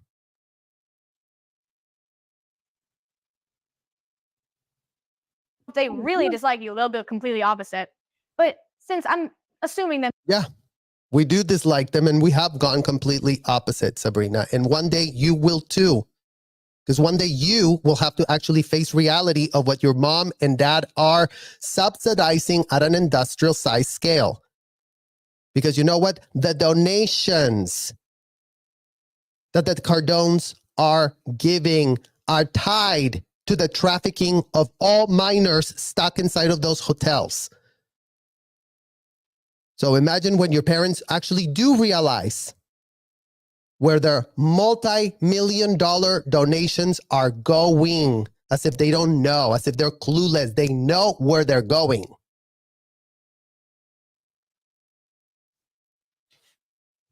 that most of you guys watching this are good parents, then they're going to be, they're going to take certain attributes from you. And if you want them to turn into good, happy, healthy adults, you got to set a good example. Don't abuse them. If you want them to become happy, healthy adults, don't abuse them. Don't ensnare them in your adult, disgusting games that I want to have her pitch to you as a full-grown adult woman or man that you are. It's that simple. Leave them alone. Stop pitching them your bullshit terms. Stop pitching them your bullshit courses. Stop pitching them your bullshit audits. Stop pitching all of that disgusting, depraved stuff that these grown-ass adult men and women are all about and into. Maybe stop it. Maybe stop it for once. Maybe not follow the words of a convicted felon. Maybe that could work for once in their life. Good example, and that means you can't drink in your household, you can't be drunk, you can't get high, like you can't be doing all this kind of stuff if you don't want your kids. Oh yeah, drinking and getting high is the pinnacle of out ethics for these people, you guys. Traffic children, no worries. Abuse children, no worries. Audit children, no worries. Ethics handling some kids, no worries. Assist, where literal grown-ass men and women are touching you inside of a hotel room in a massage table. Yeah, do that. That's a great example to set. But just don't get high and don't drink. I mean, literally. Your kids do. So, I mean, so that's what it's got to be. Yeah, I love that. Thank you. What does it mean to be 10X to you? So, what does it mean to literally go be cuckoo for Cocoa Puffs? I mean, that would be another really good question to ask a 14-year-old. How does it feel to be cuckoo for Cocoa Puffs? So I grew up with 10X. 10X evolved with me, I feel. And as I've seen it kind of grow and change, I think it has meant, 10X. I remember Papa teaching us how to do this, like 10X, like 10X. That was so much fun. That was just so much fun for us. I never knew what it meant when I was younger, but it was just so much fun. Right. And as it's evolved, I think it means that your goals should be 10 times bigger than you expected. So if you want to make $1,000, you should aim to make $10,000. And the whole point is that even if you don't. How about your goals should be age appropriate? How about you figure out who in the hell you are without grotesque clown parents crawling all over you, pitching you to set up completely unrealistic goals so that you could hit milestones, because life is all about milestones and achievements and milestones and achievements and achieve and achieve and achieve. So you prove to the world that you're worth anything. That's Scientology Parenting 101. You are born worthless to them. So the clock starts ticking the minute you take your first breath. Let's see if you're literally going to be worth being around. Reach your $10,000, you will get closer to $10,000 than the $1,000. So you'll have exceeded the $1,000, which was your original goal. I mean, you guys, how about you just set a realistic expectation? And then once you raise a realistic expectation, then go and raise higher, because you can work with that. So all of this 10X BS is just such a fake used car salesman BS pitch. Imagine Grant Cardone has built a brand all around his BS used car salesman pitch. And now he's got his 14-year-old daughter in true Scientology parent style pitching it out for him. Like, let me use my child to lure more people to really want to do my program, because they're going to see my daughter and going to go, oh yeah, that 14-year-old girl that was giving us parenting advice, let me sign up for that. And I think it also means that maybe things in life are going to be 10 times harder for you, but the results will be 10 times more worthwhile. And that's what I think 10x means. I mean, this woman, she's just fake AF. Let's leave it at that. It's to me. That is amazing. I love that. Thank you. I practically am 10x, like only second to you and Papa. I feel like I am, you know, I've grown up. Second to you and Papa. Of course, she can be better. She can be more than the parents, because these two parents that she has, she will always be less. She will always be not on their level. Your parents are very, very clear to you the whole entire time.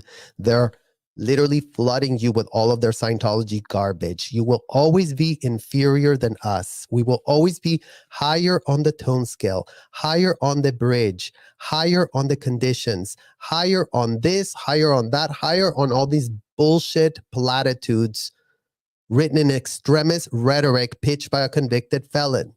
So more examples of the literal abuse and subserviency being shown by this little girl that, again, is very, very well spoken, but it shows you like the big problem of kids inside of Scientology hotels getting adulticized. And you don't think that this little girl is going to run to the Clearwater police to get a shred of help.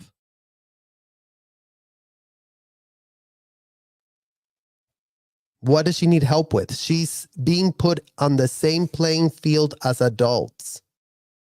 So how is she going to go ask for help? Help on what? Apparently she has it all figured out. Grown up with it. Like, I feel like I have a stake in it, you know? Yeah, you do. Yeah. What's one of the most successful ways that something that like a parent did in raising of you that you would say or recommend for all parents? Like, my parents did this and I would recommend that because that was a good thing. Don't put them in Scientology. My parents did that, and I would highly not recommend that part. I mean, you guys have never, like, I remember one time I told Papa that I was like, oh, I don't want to speak to them, I'm shy. And he said, no, you're not. Go speak to them. And I think that, like, firm but kindness is very important in raising kids.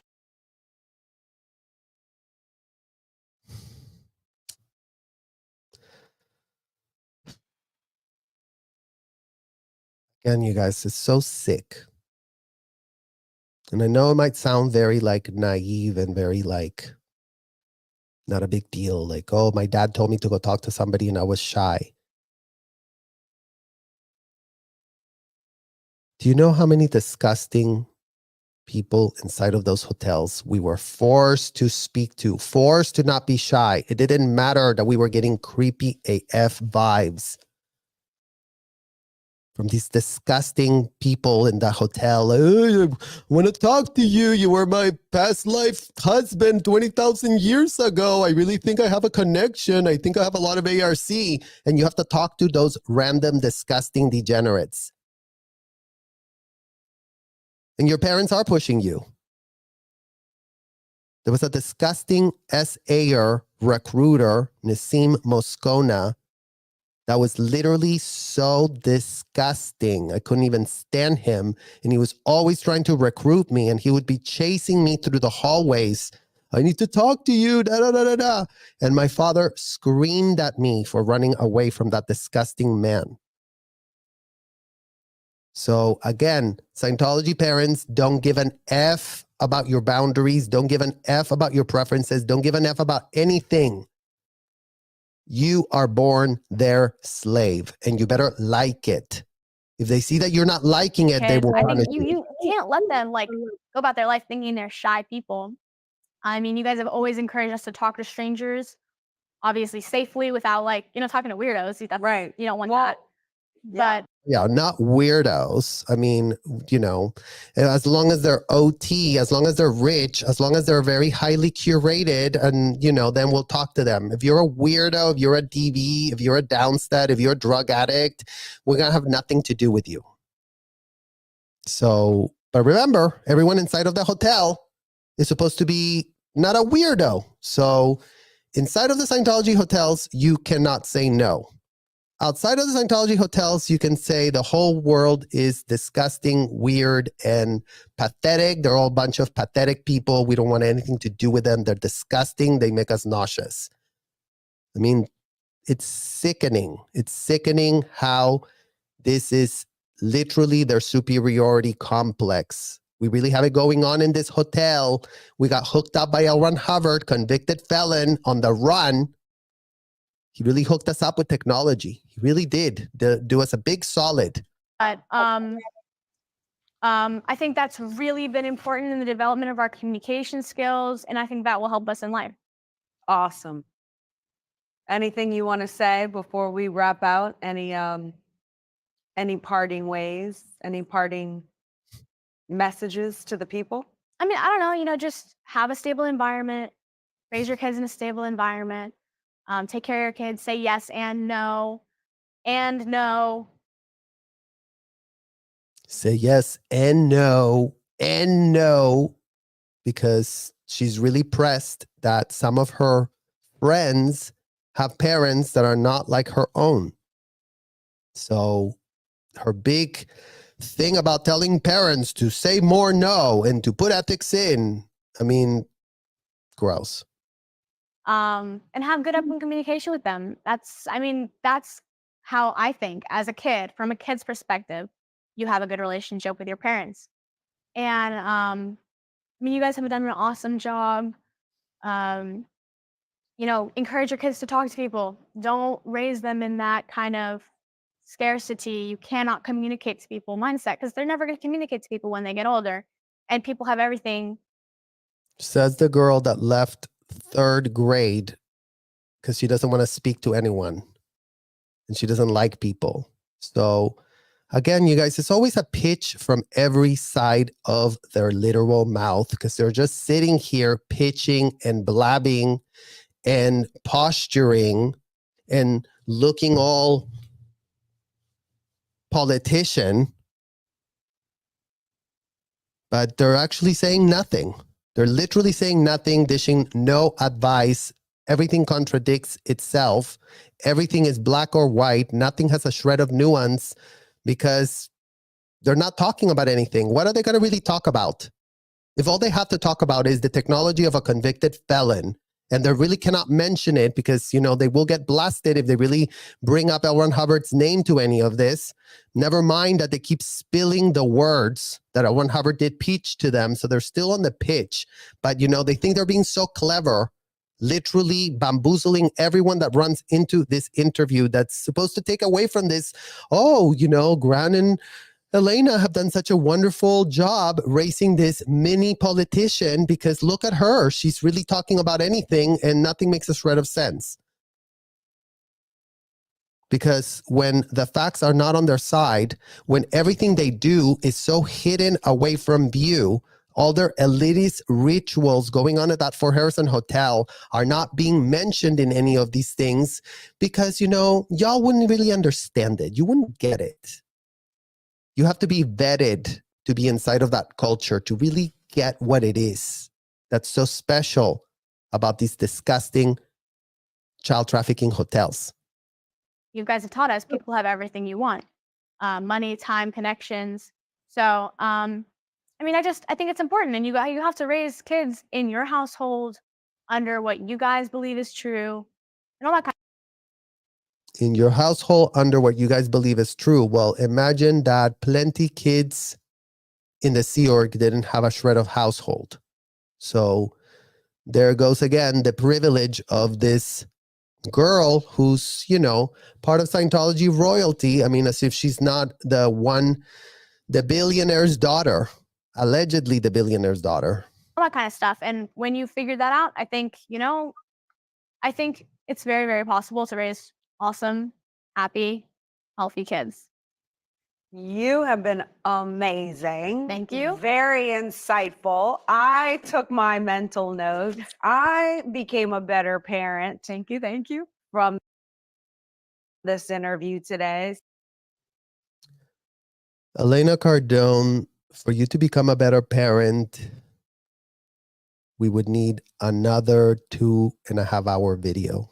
So thank you very much for not only this interview, but the impact that you've had in my life, because certainly, you know, you are the most important. You, Scarlett, and Pop are the most important people in my life. So I just feel extremely honored and blessed to have you in my life. And thank you for your contributions, not only to me, but to the world, girl. Like, keep killing it. You're very inspirational. You're very powerful. And without any pressure, I'm looking forward to seeing your future, not from a judgmental place, but from a place of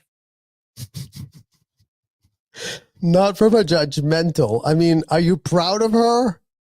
Why would you even need to have to put that caveat there again, you guys? Because she's a liar. You're nothing but a judgmental bitch, Elena Cardone. And if you think that's a mischaracterization of your character, double check who your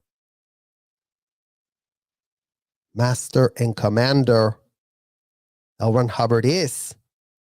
So you can see if you're not more of an L. Ron Hubbard protege than anything else. you are greatness. And I know that without a whole lot of effort, it's going to result in manifesting that and helping a lot of people. Thank you. Thanks for You're having me. All right. Thank you for tuning in to the Elena Cardone Show, who brings you that much amazing content. Yours truly. That's right. Family is the fortune. You guys, we have to watch till the very bitter end of this disgusting clownery. I mean, it's like Elena Cardone bringing you the very great, amazing content. Seriously, what in the literal hell is going on? Well, I know this was a long one, you guys, and I really do appreciate all of your patience in sitting this one out. And again, contextualizing what children in Scientology are being exposed to, contextualizing what the Scientology parent is doing to them, show you a live example of what we sounded like and were programmed and groomed to be at her age, 14, so that we see that we've made absolutely no progress whatsoever, so that we see that there are no guardrails in place to help a shred of child inside of the Scientology hotels, so that we see that the corporate mainstream grifting media has a symbiotic relationship that is so sick. I don't know who to be more appalled on. The Scientology executives that went and blabbed all about their big boy problems, or the disgusting grifters that wouldn't even know how to do an investigation if they literally, children's life depended on them. Because all we ever get is grifting episodes from the grifting corporate idiots at the media talking about this adult had a lot of problems in Scientology. This adult also had a lot of problems in Scientology. This adult had problems and this other adult had problems, and there's more adults with problems. Plenty of adults that have plenty of problems that have come out ad nauseum. How much money has been made by the corporate, pathetic, grifting media that hasn't investigated nothing, that have only gone, so what did you say? Okay, so what do you say, Scientology? Okay, cha-ching, cha-ching, cha-ching. You said that they were RAPing you in there. Oh, you say that that never happened? Okay, no worries, cha-ching. I'll make money anyways. Doesn't matter. I don't have to have an integrity. No one's going to hold me to any account. Just, I'm the corporate grifting media laundering the image of who? Of the executives that were conducting the child trafficking, the executives like Debbie Cook, the executives like Mike Rinder, the executives like Angie Trent, the executives like Angie Blankenship, the executives like every last child trafficker that was child trafficking kids at an industrial size scale. And yes, you guessed it, they left and they don't give an F that they did that.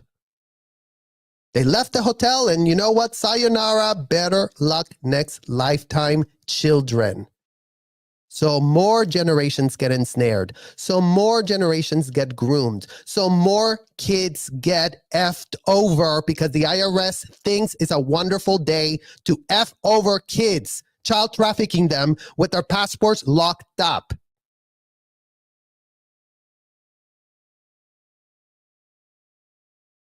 With the Scientology parents having received not a single shred of scrutiny in any so-called investigative reporting done.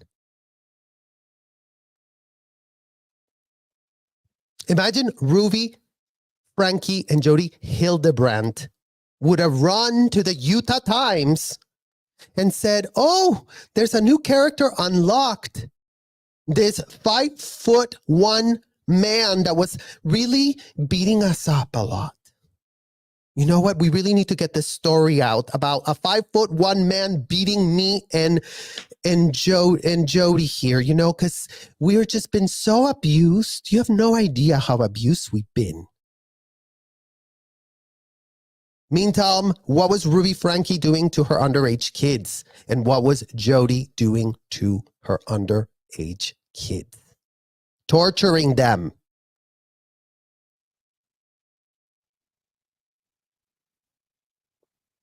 But the pathetic corporate grifting media has been on a rampage to really type up as many articles as they can to flood the public consciousness with bullshit altered importance. It's called That's What Criminals Need. They need they need a distraction. They need something that, oh, well, it could be this and it could be that. It could be, where's Shelley, by the way? Where is she? You know what? Isn't Shelley 63 years old? Isn't she an old hag? Isn't she a full consenting blown adult that is there on her own volition? And she's had more welfare checks than all Scientology children combined. Make it make sense.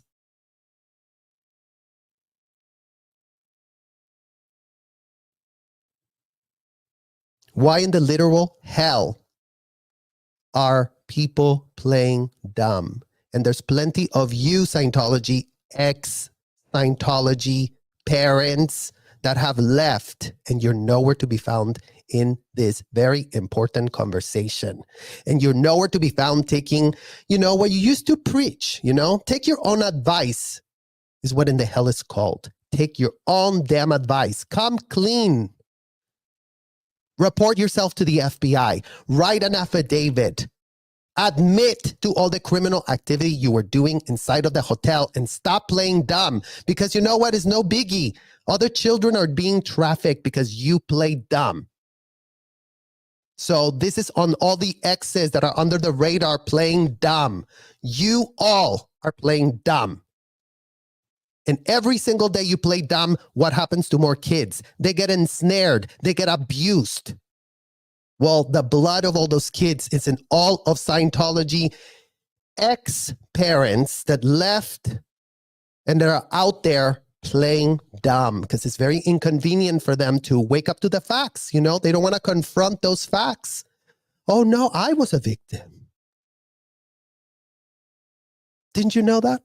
That I was a victim? And you were how old when you got into Scientology? 34. So you signed an NDA. You signed a contract agreement. You read all the L. Ron Hubbard pitches. And you're the victim? You had access to whatever attorney you wanted to go visit before you made the decision to get ensnared. But what? You are owed what?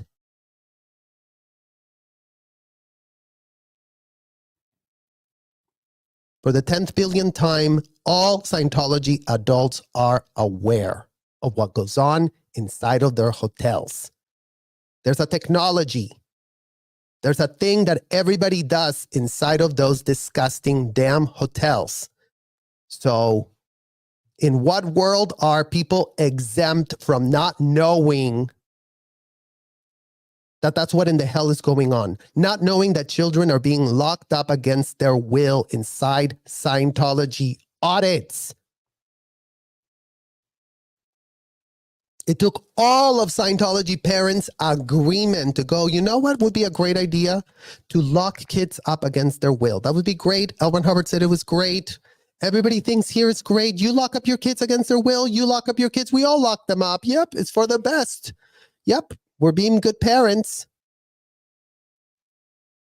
Locking up a child against their will inside of a hotel room is kidnapping. Locking up a child inside of a hotel room without letting them leave and interrogating them in disgusting, unthinkable, indefensible ways is aggravated child abuse of the most serious nature, a serious felony.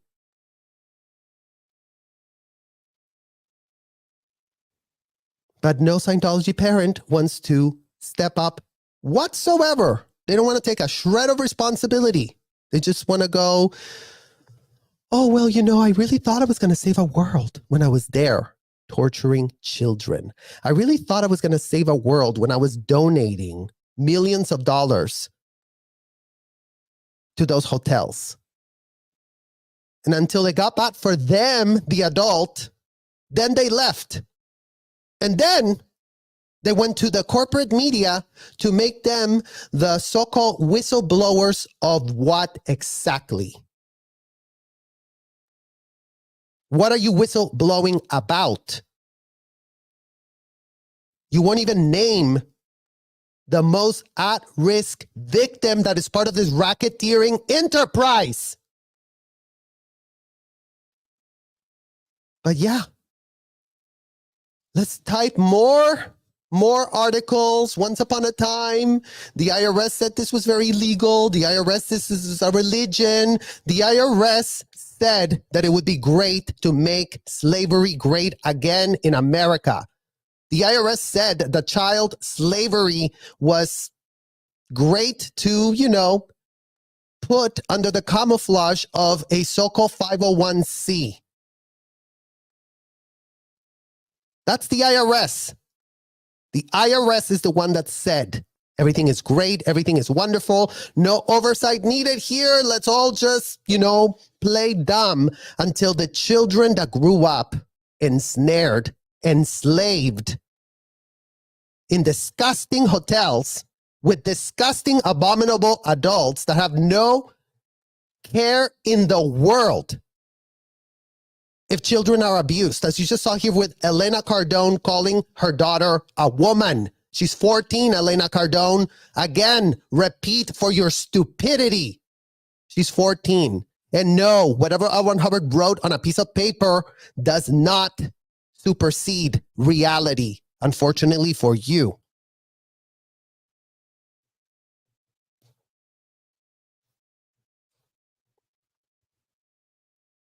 It's abusing kids, and there's so many of them. And you see this girl here headed to a midlife crisis of her literal mind. The day she wakes up to the facts, as all of us children that grew up ensnared in this disgusting racketeering scheme had to come to terms with the facts. Not the delusions, not, oh, I thought my parents really loved me. Turns out they didn't. Turns out a parent that tells you they really love you and then they child traffic you, maybe they're full of shit. Turns out a parent that tells you, oh, I really love you, but, you know, they don't give an F if they're protecting you. They don't give an F that you're locked up against your will. They don't give an F that you're stuck with a pedophile, being told that you're the one that's supposed to clear them. As a child, I was 2 years older than her before I was locked up with a self-admitted pedo. and told to rehabilitate that pedo, to get rid of that pedo's evil intentions to want to SA minors. And then I was made his roommate. And then Shelly Miscavige found out all about it because she was the one that approved me to leave the RPF. Because believe it or not, you guys, I did complete all the confessionals required out of me to get out of the RPF as a child. So, yeah, let's really get some tips from a child because Elena Cardone really wants to, PIMP her daughter while she's at it. Just get some clicks on YouTube, I don't know, prop up their brand because what was this interview really going to give us an insight of?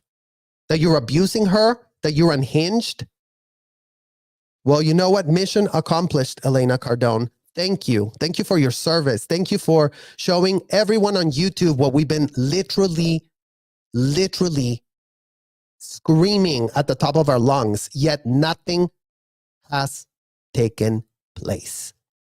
Yet not one single adult parent has come forward taking a shred of accountability for what they did. All they do is, give me a lot of sympathy and compassion. I was brainwashed. Oh, sucks to be me. I was brainwashed. Ruby Frankie could not defend herself with the I was brainwashed because she was in on the abuse of her own kids. So Scientology parents that really think you have a legal defense to go with, I was really brainwashed, breaking news to you. You have no legal defense. You committed crimes against children with full impunity. You did them at an industrial size scale. You video recorded them. You transcribed them. And then you shared them all between yourselves.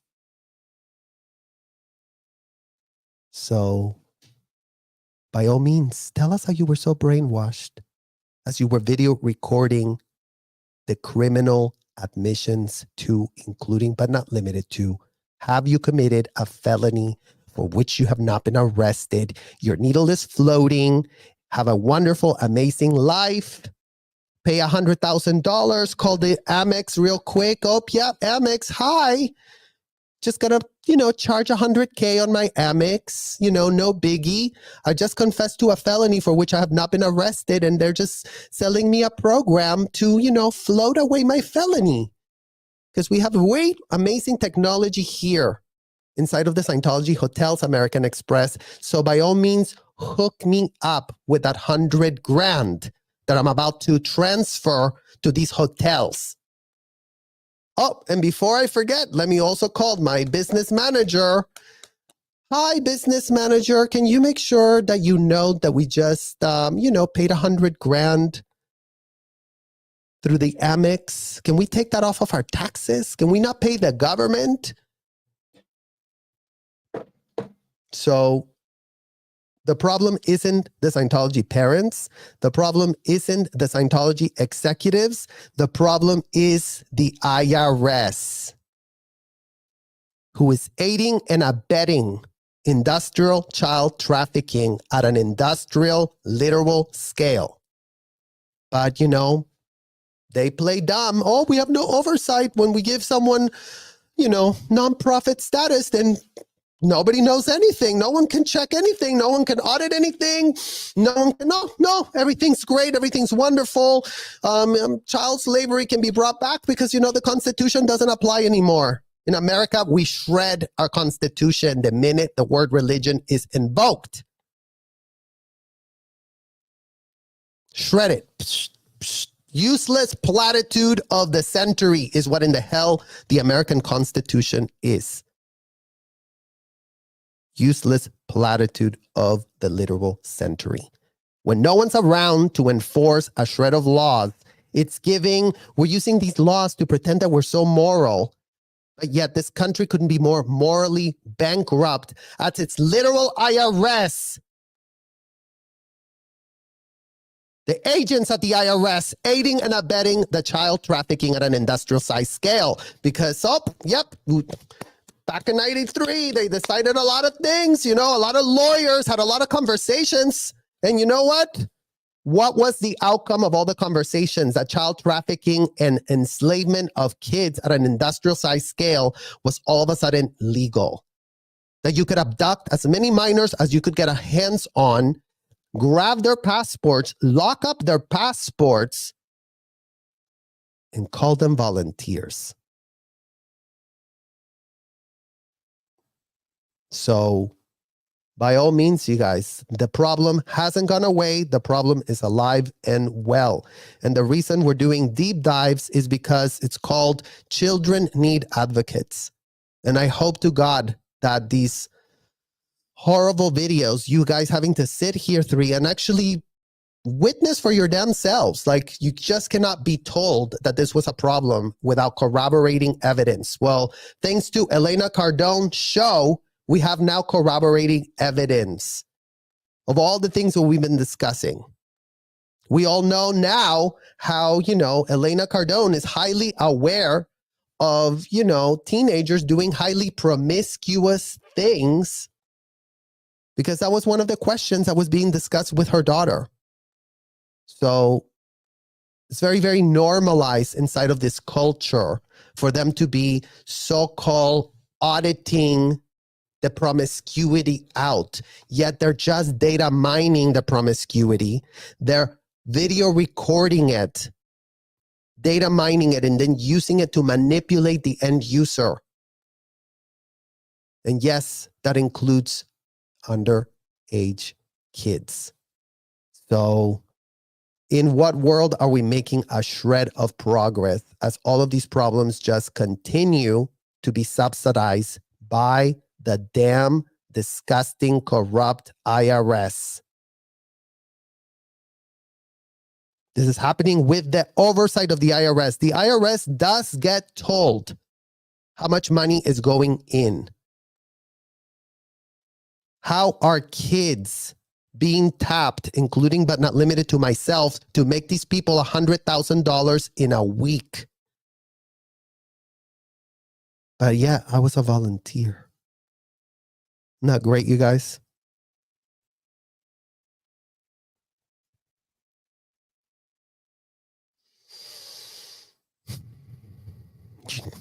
Don't forget, Scientology says you pulled it in. What could you have done to change your situation? Yeah, what could you have done to change your condition? They tell you. Nothing. A literal child has no power in this situation. They need to be held accountable for this abuse. Yes, Marina. And the reason they need to be held accountable is that it sends a message that there is a law that will get applied if you violate the law. I mean, what kind of message are we sending to people when no one is held accountable? I mean, who does that benefit? No one getting accountable, the children or the adults committing the crimes? Let's just leave that open question for, the people way in the back still playing dumb, all the Scientology parents specifically. When will politicians care about children? Actions are louder than words. Yeah, well, again, you guys, like, politicians only care about popularity, right? They only care about getting power grabs and whatnot. So the only thing we could do is raise awareness so that it becomes their problem, so that it is a problem, so that then they, go, oh, children are being abused and I can use this for my campaign and I'll get more voters on my side. And then, I mean, again, it's like we're talking about the moral bankruptcy of this literal country that does have the power to reverse the course of what happened. And I do trust that. I do trust that not every last person at the FBI wants children to be slaves for adults. I do trust that not every single agent of the IRS wants children to be pawned off as slaves. But you know what? They have no clue we exist. Isn't that so great? Out of sight, out of mind. So between them and the YouTube algorithm hating all our videos because we are discussing kids, because we are discussing child trafficking, and, you know, everything gets throttled down. You know, this YouTube platform that, you know, if you're a child abuser, they'll give you a ton of followers. They'll give you a ton of traffic. 8 passengers grew to 2+ million followers. And it was all a disgusting, sadistic example of curated child abuse. It's in time they will be running scared, aka Mark Levy.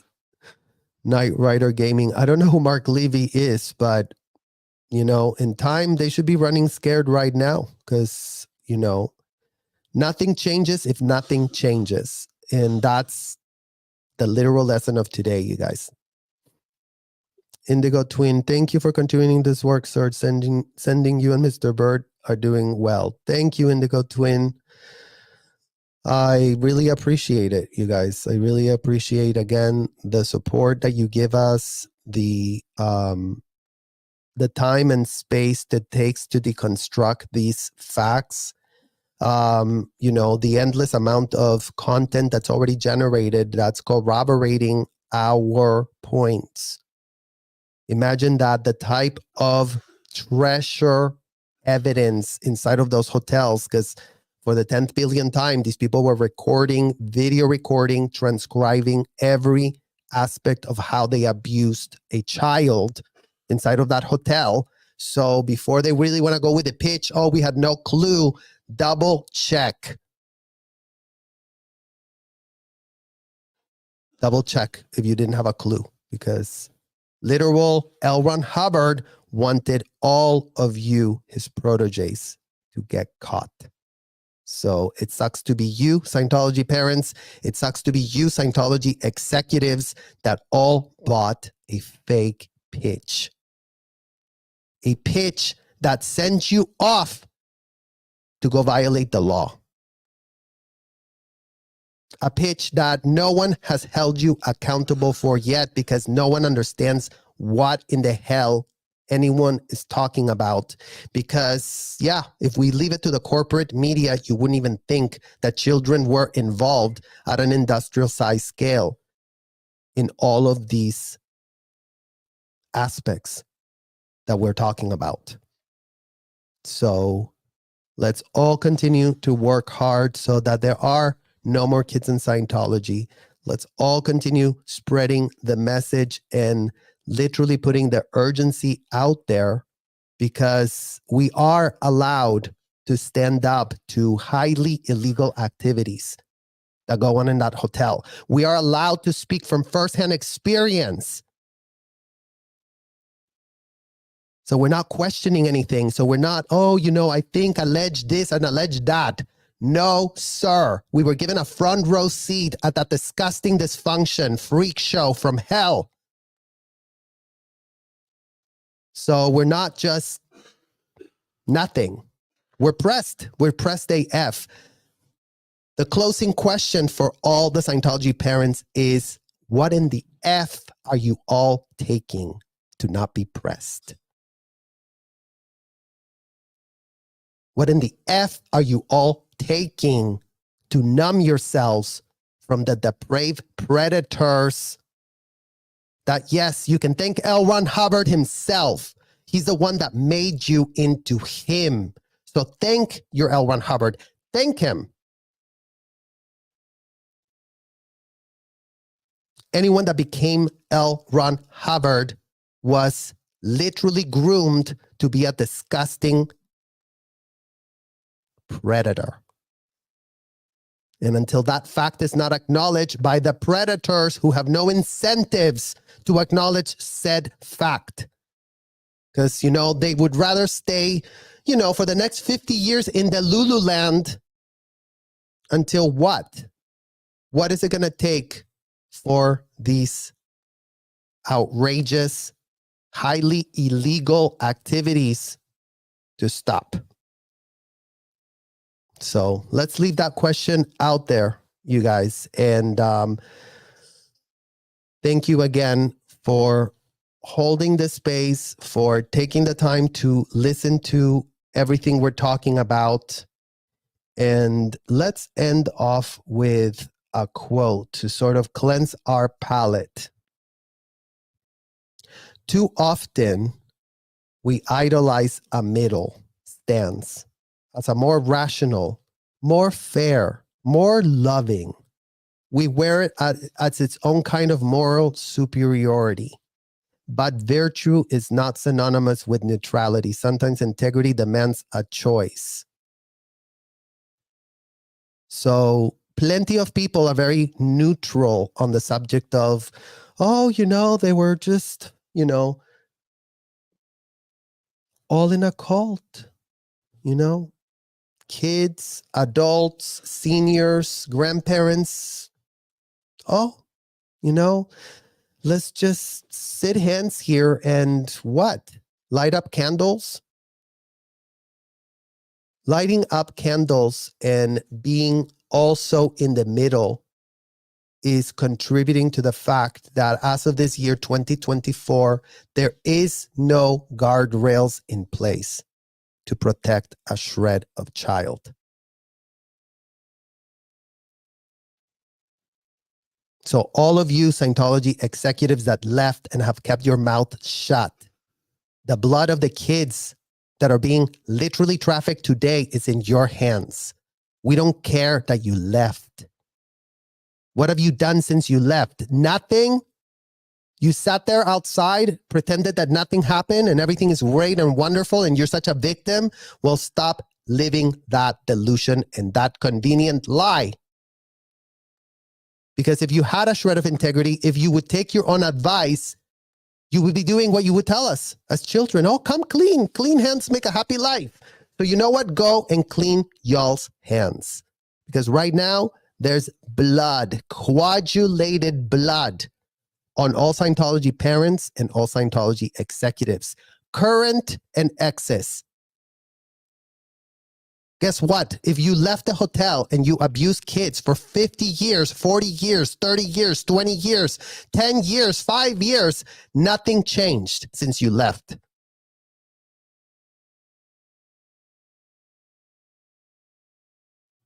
So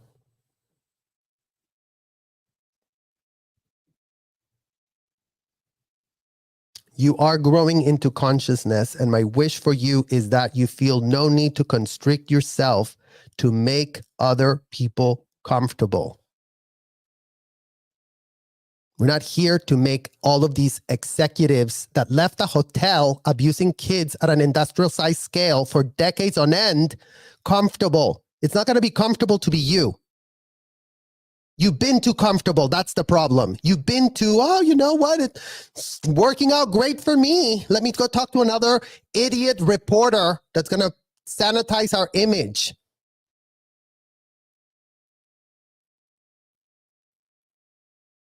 It shouldn't be comfortable for you to have child trafficked, abused, recorded it, transcribed it, watched it, been fully in on it, and then all of a sudden you're nowhere to be found pretending that you were really trying to save a world.